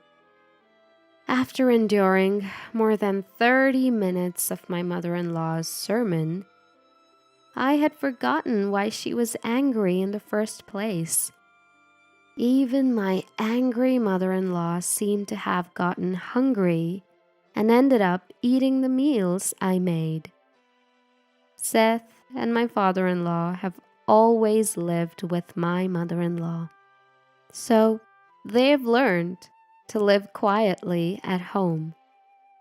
That's when I started to regret marrying into such a formidable family. When my mother-in-law was a young adult, her father's company was at its peak. An employee who had just been working for the company for a long time spoke nostalgically about it when he was retiring.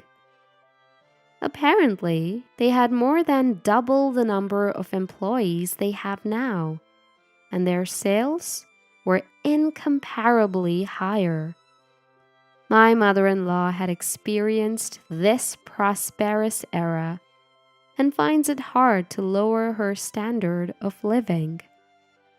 That's probably why she used to hire a housekeeper and never did any household chores herself. My mother-in-law loves shopping and often goes out, bringing back loads of things.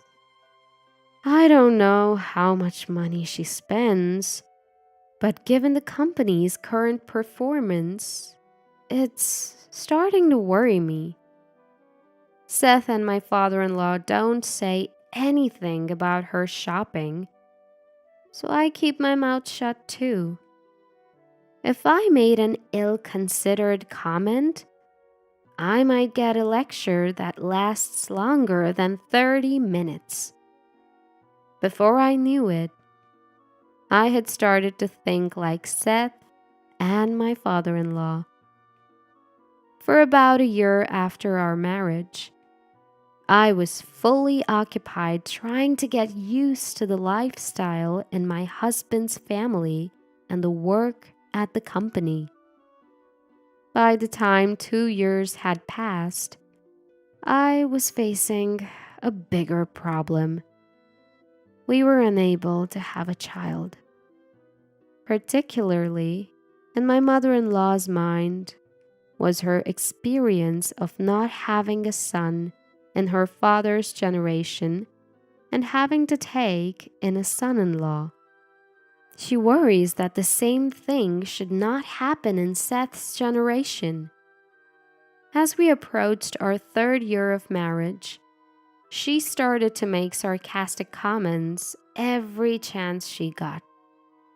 "When are you going to give us an heir? You didn't marry into this family to be an office clerk." Even the sight of a baby on TV would set her off. "There are so many babies in the world. Why don't we have one here?" She'd glare at me. Seth and my father-in-law would disappear whenever this topic started. Hearing this day after day, I began to feel there was no place for me in this family. I wished Seth would help. But no matter how many times I confided in him, he'd say, "Don't worry about it, just let it go." As if he didn't want to be involved. At the same time, the company's situation was deteriorating. My father-in-law's company, with its old-fashioned business style, was unable to get work from trendy eateries and the like. My mother-in-law seemed to sense this, even though Seth and my father-in-law didn't talk about it with her. Still, she couldn't stop her favorite activity, shopping, and brought home all sorts of things. Whether she was angry at herself, I don't know, but she'd come home from shopping in a bad mood. Then her anger would be directed at me. "It's Jenna's fault for not producing an heir. That's why I end up buying unnecessary things." My mother-in-law, who blamed me for incomprehensible reasons, seemed to pin all the blame on me.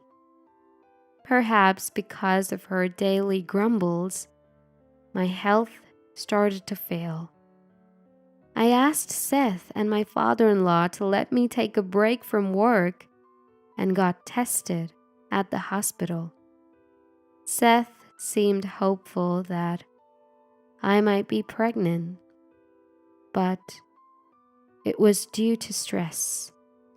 It would be best to rest a little in a relaxing environment, but there was no relaxing environment for me at present, nor could I afford to rest.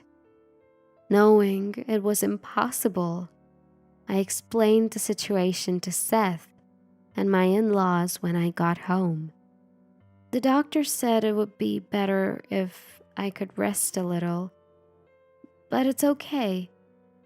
Surprisingly, my mother-in-law said, "You should go back to your parents' house and rest for a while." She even told my father-in-law, "We can manage, right? It seems like we're not so busy right now." It seemed like she was urging them to let me take a break from work. My father-in-law, surprised by my mother-in-law's words, replied, "We can cover for you. It's okay." With a relieved look on his face. I was shocked by my mother-in-law's unexpected words. At this time, I thought she might actually be a kind person. But that was a big mistake. She was just a person with a bad temper after all. The next day, I went back to my parents' house right away to rest. When I told them on the phone that I was coming back, they seemed very worried. When my mother saw me in person, she said, "You look pale and thin. Haven't you lost weight?" she asked with a voice on the verge of tears.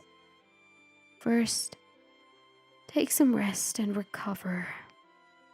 My father also welcomed me. He seemed to understand everything from my expression. He must have understood that things weren't going well with my in-laws because stress was the cause. I felt bad for worrying my parents by coming back home. My health improved quickly after I returned to my parents' house. Clearly, the environment of my in-laws' house was the cause of stress. About a week after I arrived at my parents' house, my in-laws suddenly showed up. I could understand if my husband Seth showed up, but I never thought my in-laws would come to my parents' house. My mother-in-law suddenly started yelling as soon as she arrived. "We're returning this good-for-nothing daughter-in-law who can't even bear an heir. It's up to the parents to take responsibility." Even my mother, who met her at the door, was too surprised to respond. My father rushed to the entrance and challenged her. "I can't let it go if you call my daughter a failure. What do you mean?" My mother-in-law fought back when my father immediately rebutted her. 3 years into marriage and still no baby. What's more, she is weak and can't work." My mother, finally regaining her composure, counterattacked. "Isn't Seth also responsible for not having a child?" My mother-in-law dismissed her with a snort, making baseless excuses. "There's nothing wrong with Seth. The problem lies with your daughter." My father, maintaining his composure against my mother-in-law's unreasonable remarks, said, "If you insist on that, we'll take our daughter back. Are you fine with Jenna leaving?" I, who didn't want to face my mother-in-law, was watching the situation from a place where they couldn't see me. My father glanced at me for confirmation. The image of Seth flashed in my mind, but I nodded. Seth hasn't visited me once since I came back home, and he can't stand up against his mother's remarks. There's a limit to calling someone a failure or trying to return them like some defective product. From now on, we'll have no relation with you. Please remember that." My father responded very politely. My father-in-law, hiding behind my mother-in-law, seemed like he wanted to say something. However, my mother-in-law cut him off. "We'll send the failure of a daughter-in-law's luggage later. We'll hire a divorce lawyer too." With that, my in-laws, who glared at my parents, left. Why didn't you say something more to such rude remarks? My mother, this time, turned on my father. Calming her down, he said, "There's no use talking to that woman. Don't worry. We'll make her realize her mistake through our actions, not words." My mother, not understanding what my father meant, was still furious. I, however, understood immediately. My father-in-law also knew, which is why he tried to say something. My father runs a restaurant chain and has a business relationship with my father-in-law's company. As someone who used to work in administration, I knew this. In fact, it was my father who introduced me to Seth. He had been doing business with my father-in-law's company since the time my grandfather-in-law was the president. My father's company, which started from a single store and struggled at first, received help from my grandfather-in-law. To this day, with a significantly larger number of stores, he procures all the alcohol and beverages from my father-in-law's company. To be honest, it seems cheaper to source from elsewhere, but they continue trading out of gratitude to my grandfather-in-law. Given that my father's company also runs an affiliated pub, it's a big account for my father-in-law's company. My mother-in-law, who didn't know about this, was able to maintain her attitude towards my father. The next day, my father called my father-in-law's company and told the person in charge, "We're ending all transactions with you." The flustered person in charge immediately reported to my father-in-law and Seth.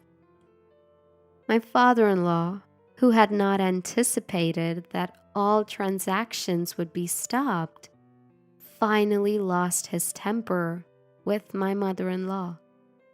"Because of you, we have lost a major business deal." The normally gentle father-in-law's fury and the loss of a major deal seemed to have shocked my mother-in-law. "What? It's because of me?"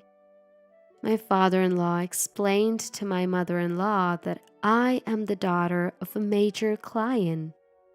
When Seth and I got married, this was brought up, and my father-in-law thought my mother-in-law remembered it. She, who didn't care about business, had completely forgotten and only then remembered. "Now that you mention it, I vaguely recall something about it when Seth was getting married." Finally, grasping the severity of the situation, my mother-in-law was flustered. Seth also lashed out at her. "What were you thinking? Deciding on Jenna and my divorce on your own?" I had reported to Seth about my mother-in-law demanding a divorce from me. "I don't want a divorce. Moreover, if things continue this way, our company will collapse." Given that my father's company is a large client and profitable, if the transactions stop, they wouldn't be able to manage the business. Presently, all trading partners are demanding lower prices and they're hardly making any profit. My father's company, due to the relationship between my grandfather-in-law and my father, hadn't requested any price reduction. Such a relationship of trust seemed to be the only reason why my father introduced Seth to me. That evening, my in-laws and Seth came to my parents' house, but my father did not allow them inside. At the door, my father asked, "After all the disrespect, what brings you here today?"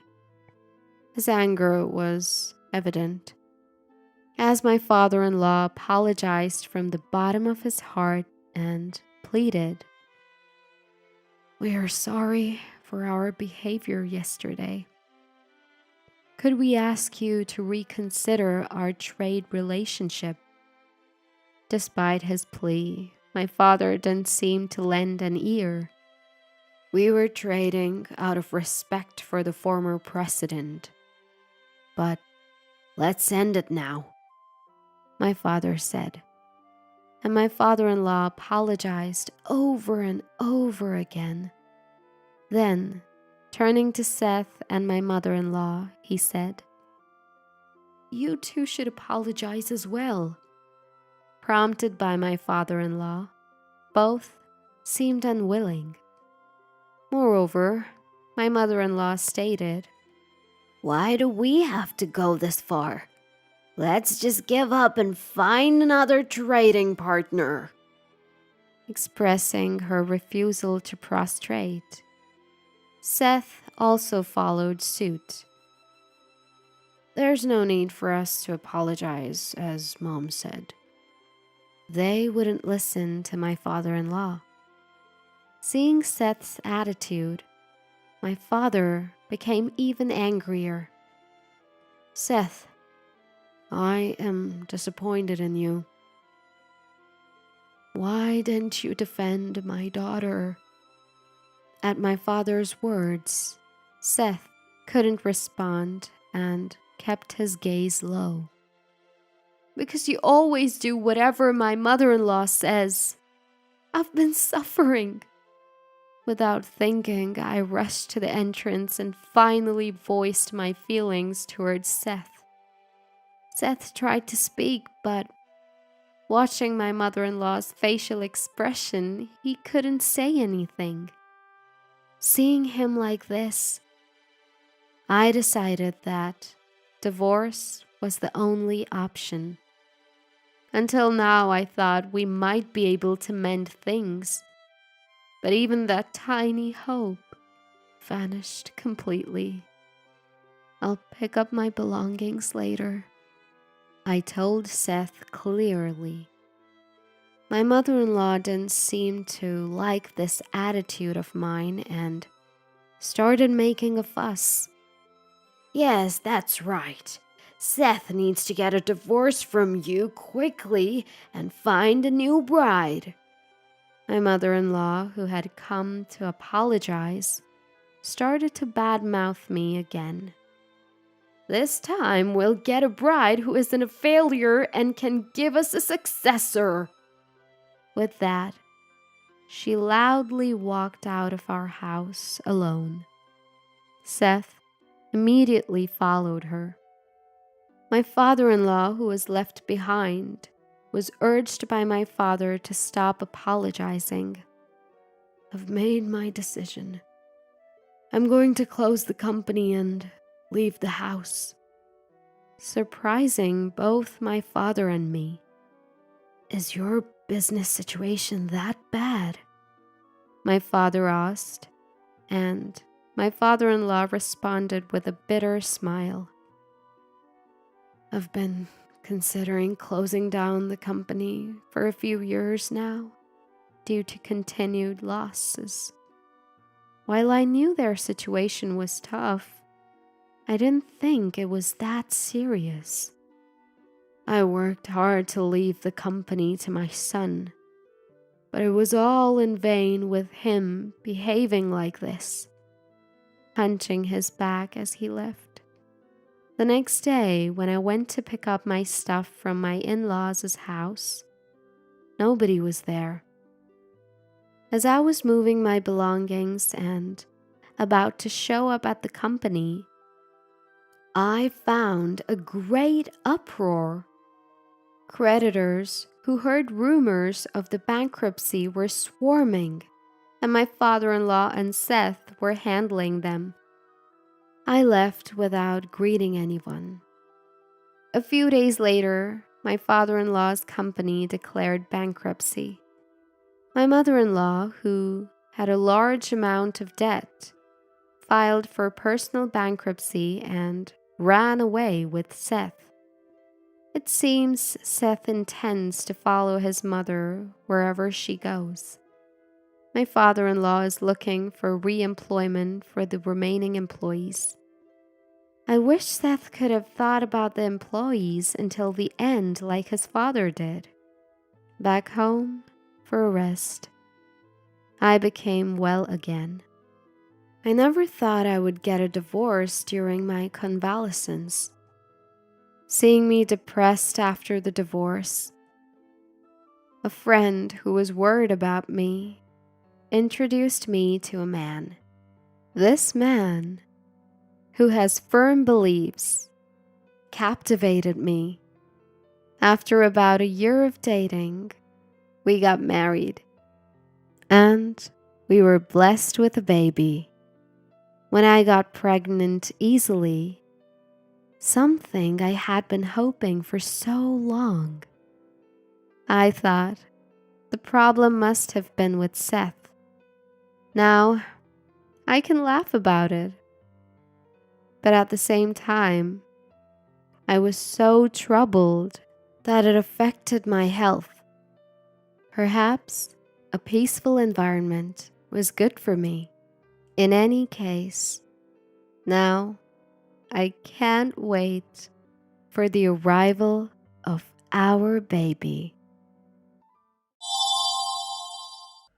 Look, I don't want to see my sister like this either. But you're her sister-in-law. It's okay for you, right? Well, actually, my name is Susan. My husband, Tom, and I have been together since high school, and we recently got married. When I say that, people often ask, so you were classmates? But we actually went to different schools. We met when I visited my close friend, Mila's house after a club meeting in high school, and Tom was there. So I've known Tom's family for a long time, and we're pretty close. Mila, who technically is my sister-in-law now, I still call her Mila like before, not sis. Our relationship has always been good, and it's remained that way even after moving in together. Before Tom and I got married, our workplaces were quite far from each other, so I was planning to quit my job when we got married. We were actually planning to rent an apartment near Tom's parents' place. Susan, I'm sorry. I've been so busy with work that I haven't had time to look for a place. Can we live with my parents until things settle down? This is how we ended up living with his family right after our marriage. Well, I do bear some responsibility for this, since I was totally fine with moving back to our hometown. Besides, Tom works in his family's business, so living with them would make things easier. With that in mind, I gladly agreed to move in. I was confident that I could live with my husband's family without any problems. They lived in the countryside, so I haven't found a job here. So now I'm supporting Tom and his parents, who are self-employed, every day. I do housework and occasionally help with their business. Mila lives nearby, and she gets days off on weekdays, so she comes to see me from time to time. I have someone to talk to, and I think I'm having a pretty fulfilling day. But there was a problem even in such peaceful days. One day, suddenly, Mila started acting strange. She started to forget things more often, and her face clearly changed from before. Even I, who doesn't see her very often, noticed it. It seems that Mila also noticed it herself. I went to the hospital. They said I have early onset Alzheimer's. I'm scared. One day, Mila confided in me like this at my husband's family home. Of course, neither Tom's parents nor Tom knew anything about the disease. But if she has Alzheimer's, living alone would be difficult. In a rush, Tom's parents took over her house somewhat forcefully and decided to live with her. And that's when my days of hardship began. Even after starting to live with Mila, Tom and his parents were indifferent to providing care for her. We have work to do. Can't help it. Well, go make money, so we'll leave Mila to you. With that, they eagerly headed to their store. At first, I thought they must be busy with their business, but the three were clearly avoiding their responsibility to look after Mila. I'm old, and work is tough. I can't take care of Mila, too. I don't want to see my daughter change. Sorry, Susan. After getting married, I have to provide for us as the breadwinner. Leave the money-making to me. In return, I want you to take care of the house. It's important for a couple to share roles, right? They would say such things, leaving me to take care of Mila while the three watched TV. Mila wasn't entirely unconscious. Seeing the three of them like that made her look sad. I'm sorry, Susan. I'm sorry. Seeing Mila cry like this, I was at a loss. But the situation got even worse. Unbelievably, Tom and his parents had secretly signed a contract for a new home, and they were preparing to move. We're tired from work. If we had an Alzheimer's daughter, we wouldn't have time to rest. You should continue to stay here and look after Mila. It's fine since you're only doing housework anyway, right? We won't push you too hard, so we'll spare you the housework at our new house. You were always close to my sister, so it's not a problem, right? It's not like she's a stranger. We'll send plenty of money for living expenses. Take care.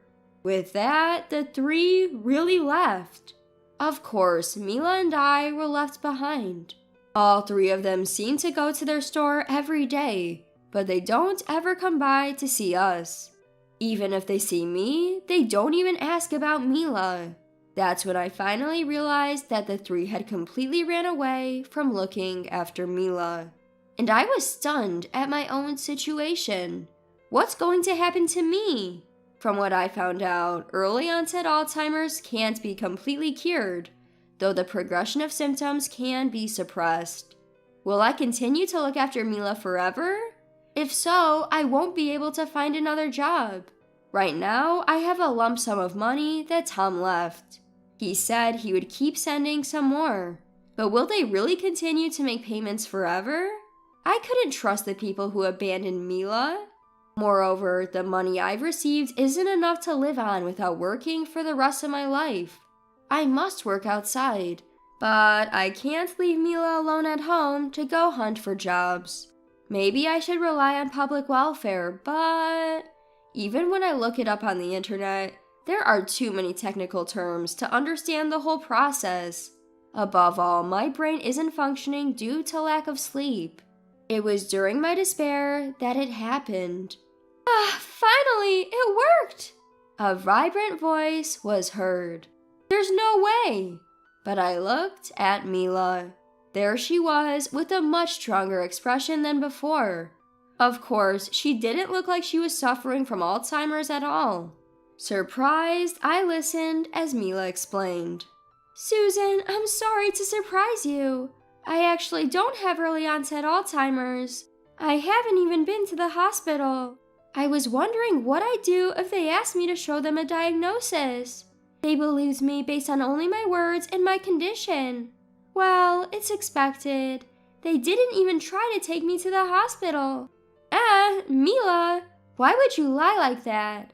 Actually, Tom said something outrageous before you guys got married.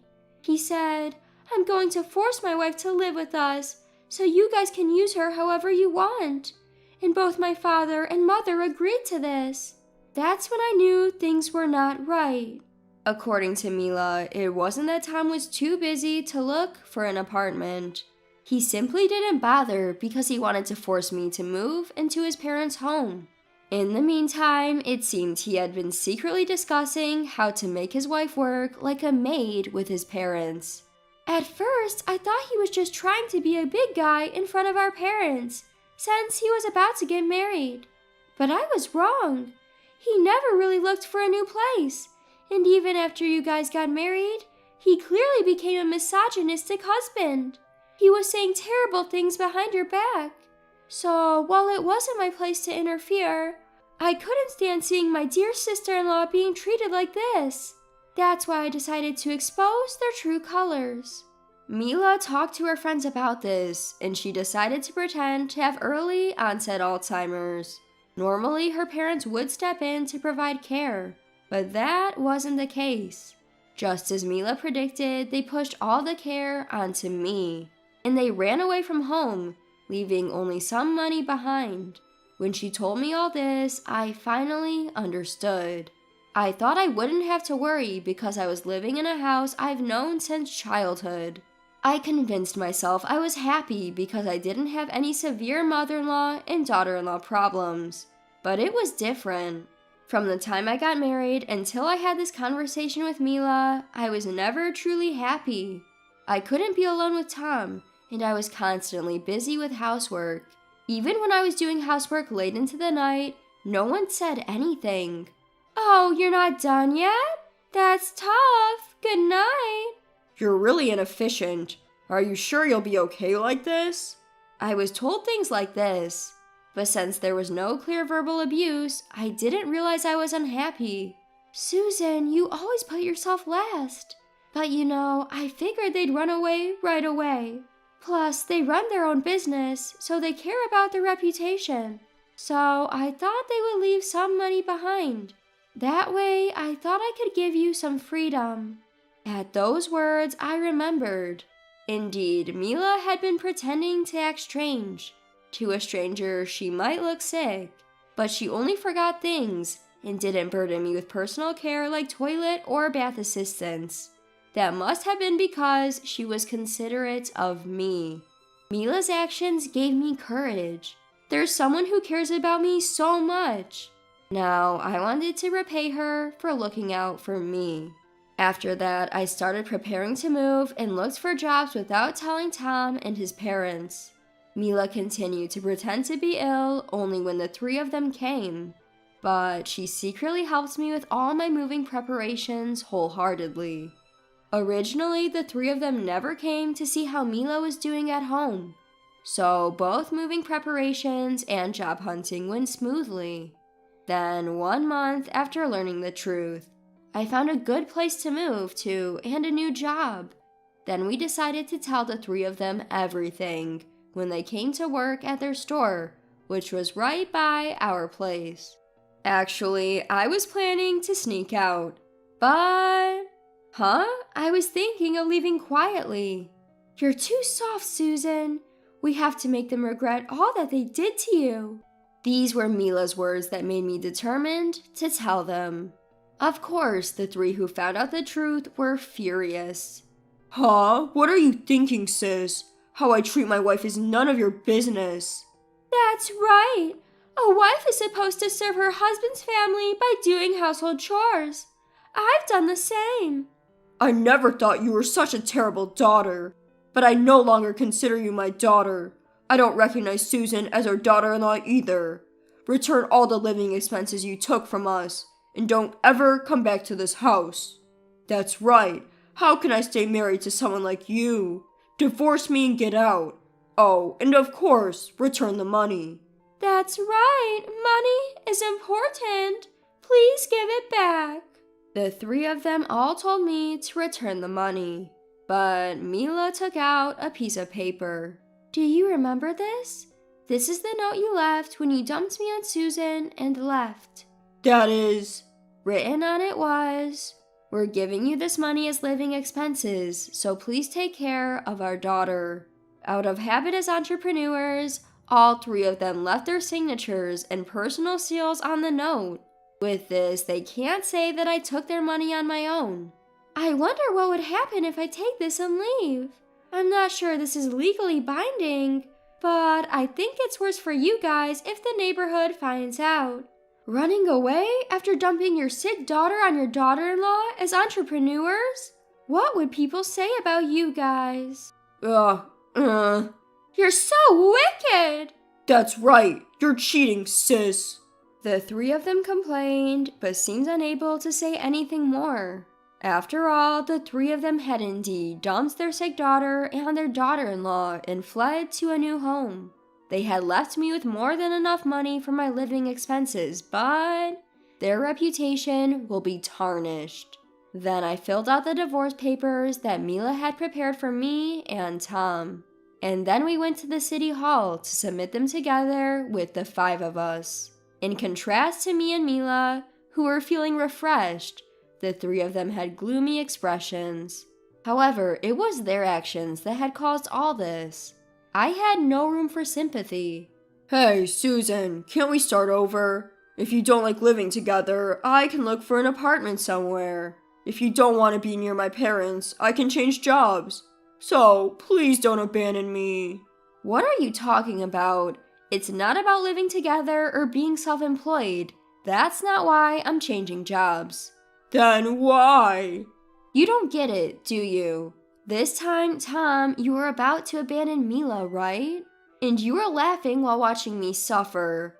I got sick of that cowardly nature of yours. That's... Tom was depressed, but that couldn't be helped. Rather, I was appalled that Tom didn't understand the reason for my anger until I told him. Why did I live with people like this? To be honest, I was full of regret. But anyway, Mila and I managed to move out of my in-laws' house. Moreover, unbeknownst to me, it seemed that Mila had been laying some groundwork in our neighborhood. Actually, I've been ill recently. Yet my family abandoned me, leaving Tom's wife to care for me. Despite that, she took great care of me. Huh? Is that so? I had indeed noticed something off recently. Are you okay now? Yes, it's all thanks to her. But after this, I've had enough of my family. So I decided to run away with her. I'd be scared if they abandoned me when I fall ill again. Well, yeah, I think that's a good decision. Can't trust a family that won't help in tough times. So, you two are leaving together? Both of you take care. Yes, thank you. But really, who would have thought they were such people? You can't judge a book by its cover, huh? Kinda hard to trust. Mila's groundwork had an enormous impact. After all, she was seen being pushed around the neighborhood in a wheelchair by me. The 3 members of my in-laws' family didn't even offer to push her in her wheelchair. Besides, the neighborhood had noticed them visiting the store every morning and evening. It had started some gossip about what was really going on. That's why they believed Mila's words. The rumors spread rapidly once we left. Now they seem to be living in a state of ostracism. Mila, what have you done? Come back and explain properly. Yes, we can't run the business. What are you going to do about it? Sis, this is too much. Help us, and try to convince Susan to reconcile while you're at it. Such texts came in on Mila's phone almost daily. Of course, nobody would shop at a business that was being ostracized. Mila doesn't seem to plan on helping them, so their business will probably continue to struggle. But still, I can't find it in me to sympathize with them at all. As for me, I'm doing my best at my new job. A new location, new relationships, a new job. There are many exhausting things, but it's still way more fulfilling than living with my in-laws. Plus, sharing a room with Mila is more fun than I expected. We maintain just the right distance while doing housework and occasionally eat together. Living together and helping each other is really great. After all this, I absolutely do not want to get remarried. If my days continue like this, I wouldn't need another partner anyway. Right now, I just want to continue living happily. I got rid of all of your stuff because you decided to go home without telling me. When I returned from caring for my mother back home, these shocking words were thrown at me by my husband. A quick look around the house confirmed that none of my personal belongings were anywhere in sight. Why would you do such a thing? You left me here all alone to go back home. It's your fault for not listening to me. With that, my husband flung the newspaper he was reading at me. I let out a heavy sigh at his childish behavior. My name is Lucy. I am due to retire at the age of 65 this year, but have accepted an offer to continue working till I'm 70. My husband Joshua and I were introduced by mutual friends. We married 2 years ago. Both of us had been previously divorced and we didn't have any children together. Living as a couple in our late 50s turned out to be more exciting than we'd anticipated, despite our busy work lives. However, ever since my husband retired a year ago and started staying at home, his attitude towards me has slowly changed.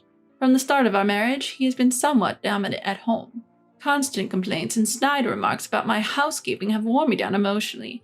As we were newlyweds, I was concerned about our lives in old age. Divorce wasn't an option back then, no matter how tough things got. Well, dinner? I haven't seen someone in such a long time, I'm definitely going. I received a call on my cell phone from a friend from college inviting me for a meal after not seeing each other for several years. We were all so busy that we hardly had the chance to get together, so I immediately accepted the invitation. We agreed to have lunch together the following Sunday. I was looking forward to meeting my old friends and worked hard to make it that day. To make sure I arrived on time for our meeting, I left the house. While my husband, who usually sleeps until noon since his retirement, was still asleep, I left a handwritten note before heading out. Sorry to keep you waiting, you're all early. I planned to arrive 15 minutes early, but my friends were already there. We just got too excited and arrived too early. Today, 2 of my high school friends, who also attended the same college with me, were joining. We've been the best of friends. As our chatter was blooming, it was time for our reservation, so we headed to the restaurant. It was a casual and welcoming place. Since I was always busy with work, I rarely had the opportunity to visit places like this, which made me very happy. I haven't been to a place like this since my youth. You're exaggerating. Let's come here as many times as you want after you retire. But you extended for 5 more years, right? People who can work are different. We don't have to wait until I retire. We're going to have lots of fun from now on. Various dishes were served, and we savored them. We reminisced about our student days and discussed our thoughts at our current age, having a wonderful time. It's been a long time since I laughed this much. I haven't had a restful moment at work or at home for a while. As I thought about this, a hurried sound of door opening and a panicked voice from the restaurant staff caught my attention. Wait, isn't that man Lucy's husband? You're right. He's coming this way. What? No way. Hearing my friend's words and looking towards the commotion, I found my husband with a devilish look on his face heading towards us. I instinctively looked away, but the next moment all the dishes on the table were knocked to the floor by my husband. The sound of the plate shattering echoed throughout. In the middle of the uproar in the restaurant, the first to speak was my husband. Why did you go out without preparing my meal? What? What are you talking about? You always manage to eat without me making anything. I'm talking about today, and you're wasting money in a place like this. It's my money I earned, and I'm free to spend it how I want, right? Shut up. You don't talk back to me. You'll lose your income when you retire at 70. I'm telling you to save it. My husband's absurd argument made me raise my voice, but realizing this was a public place, I recoiled and made myself small. Not only my friends, but also the other customers and staff were taken aback and were staring at us. Feeling embarrassed and angry, my face turned red. Then one of my friends stood up. Why are you here all of a sudden? We're just friends gathering for a meal. As a husband, I think you should understand that much. That's right. Just because you're married doesn't mean you have the right to control her, they said, glaring at him. Relieved at my friend's support, I looked at my husband. It was evident that he was trembling with rage. Apparently, he was so angry that he did something unthinkable. He took water from the next table and splashed it at my 2 friends. Ah! Hey, what are you doing? I stood rigid, aghast at what had just happened, merely watching my drenched friends. It's because of people like you who take her out that her housework gets neglected. With that, my husband yanked my hand and dragged me out of the restaurant. All the while, the restaurant was buzzing with commotion, and I could not bring myself to raise my voice. Days later, I called my friends to apologize. I'm truly sorry. It's not your fault, Lucy. It's clearly your husband who's in the wrong. To be frank, you should leave him. You'll be constrained in everything you do from now on. My friend said this with an awkward look, but I also thought that I needed to rethink my relationship with my husband after this incident. Joshua has changed, but I can't bring myself to cut ties. Even though I knew in my head that I needed to leave, I was already emotionally attached to my husband after just a few years together. But as if to mock my feelings, my husband took an outrageous action again. Given the recent incident, I figured I would be able to go out without telling my husband anymore, so I decided to go shopping with him. Do you have any plans today, dear? I'm retired now, so of course I don't. Are you making fun of me? No, that's not it. I was thinking of going shopping. Would you like to come with me? I guess I have no choice. We headed to the shopping center, where we could find anything we needed. Even while driving, my husband looked sullen and seemed to be in a bad mood. We're here. We're here. What did you come to buy? I came to buy my mom's pajamas and such today. The ones she's wearing now have gotten old. When I answered this way, my husband let out a heavy sigh. Why do I have to shop for your mother? He ended up not even getting out of the car. I had no choice but to shop alone. When I quickly returned to the parking lot, not only the car, but also my husband was gone. Thinking it was strange, I called my husband multiple times, but he didn't answer. Could it be he went home first? I searched around for a while, but I couldn't find my husband in the end. Since I didn't have money for a taxi fare, I ended up walking home. It was a 1-hour walk carrying bags. Being nearly 60 years old and lacking in regular exercise, I had to take several breaks and eventually arrived home in 2 hours. When I got home, my husband was laughing heartily while watching TV and drinking beer.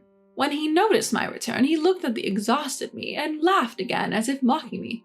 How many hours did it take you to get back? That's because you left me there. Why would you go home all of a sudden? Your shopping isn't my concern. Now hurry up and make dinner, he said. Then he leaned back on the sofa and turned his attention back to the television.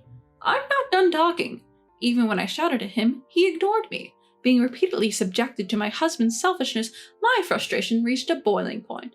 At this time, when I was feeling mentally drained, I received a call from my mother's home care nurse informing me that my mother had fractured a bone. My 87-year-old mother had been living alone since my father passed away, and usually as a helper to assist with daily life. Apparently, she had accidentally tripped over the entrance's step, and I was told she would need constant care for a while. You see, my mom fractured a bone and needs care. I'm going. Hey, wait, what about my dinner? And besides, she should be fine on her own with just a fracture. What are you saying? My mother is elderly. If we leave her as she is, she won't be able to walk or eat on her own. As I argued back against my husband's selfish remarks and prepared to go to my parents' home, he said something unbelievable. If we leave her alone, won't someone from the other side come to pick her up? Then we wouldn't have to deal with her anymore, right? He smirked as if enjoying my reaction. You're despicable. Ignoring him, I stormed out of the house. I could hear unbearable insults being thrown at me from behind, but they no longer reached my ears. I had been holding back, but after hearing him talk about my mother in such a way, something inside me exploded. At that moment, I decided to take revenge. For a week, I stayed at my parents' home to take care of my mother. As expected, my phone wouldn't stop ringing with calls from my husband, but I ignored them all. While concentrating on my mother's care, I couldn't help worrying about my future life.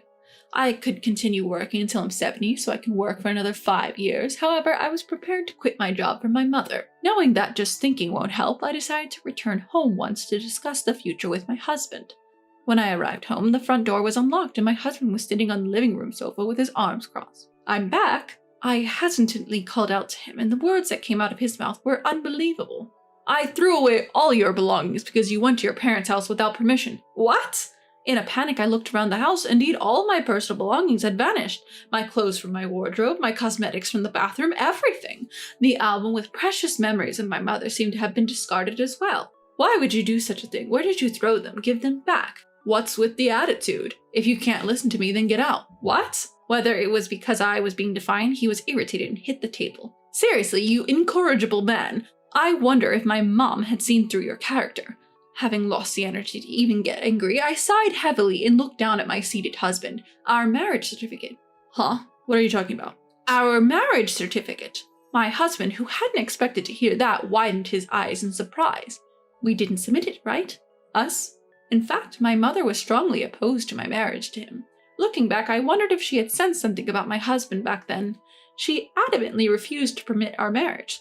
There were also circumstances at work where it were more convenient for me to keep my maiden name, so we had discussed waiting until each of us retired to submit the marriage certificate. We were in common law marriage. "So we're not legally husband and wife?" "That's right. We even had separate insurance cards. And I had been left to handle all official documents. You must have completely forgotten about the existence of the marriage certificate, so you threw it away, didn't you?" I coldly stated this, staring at my husband, still seated on the sofa. "Since we haven't submitted the marriage certificate, we're not legally a couple. Plus, I built this house before we got married." "Wait, you can't be serious." "Indeed, I am serious. The one who needs to leave is you, Joshua. I can't live with someone as horrible as you." "Wait, hold on. You've changed since you retired, Joshua. If it was just the nasty things you did to me, I could still forgive you, but it's unacceptable for you to badmouth my friends and mother." "Wait, I was just jealous. You can still work while I can't. And you even said that you can work for another 5 years with re-employment. I was planning to work in the same department even after my retirement. But the company told me to move to an insignificant department. I couldn't swallow my pride. When I refused, they simply cut me off at the age of 65. As he said this, he hung his head and glanced sideways at me. He probably expected me to gently encourage him, as I used to do in such times. But none of that matters now. I went to the kitchen to get a garbage bag, and just as my husband had done with my belongings, I began to throw his things into it, one after another. I delivered the final blow to my husband, who was stunned by the scene. "You seem to be relying on my income and savings after your retirement. But since we're not a couple, I want you to leave this house. You'll have to get by on your own from now on." Wait, I apologize for everything, so please don't kick me out." "It's too late for regrets now. Goodbye." And so I managed to take my revenge on my husband and became free. After that, my husband lost his place to live, and as he was wasteful with money, his savings are almost zero, so he's living a very poor life. Of course, he can't make a living on pension alone, and given his high pride, even finding re-employment seems hopeless. He's said to be eking out a living with daily part-time jobs. He's been disliked by his relatives for a long time, so there's no one to help him. This is truly reaping what you sow. On the other hand, I started living with my mother. I was worried about my mother's health, and since her home was getting old, I invited her to live in this house. I manage to balance my work and caregiving with the help of understanding from my workplace and using caregiving services. It's very busy, but I'm living fulfilling and enjoyable days every day.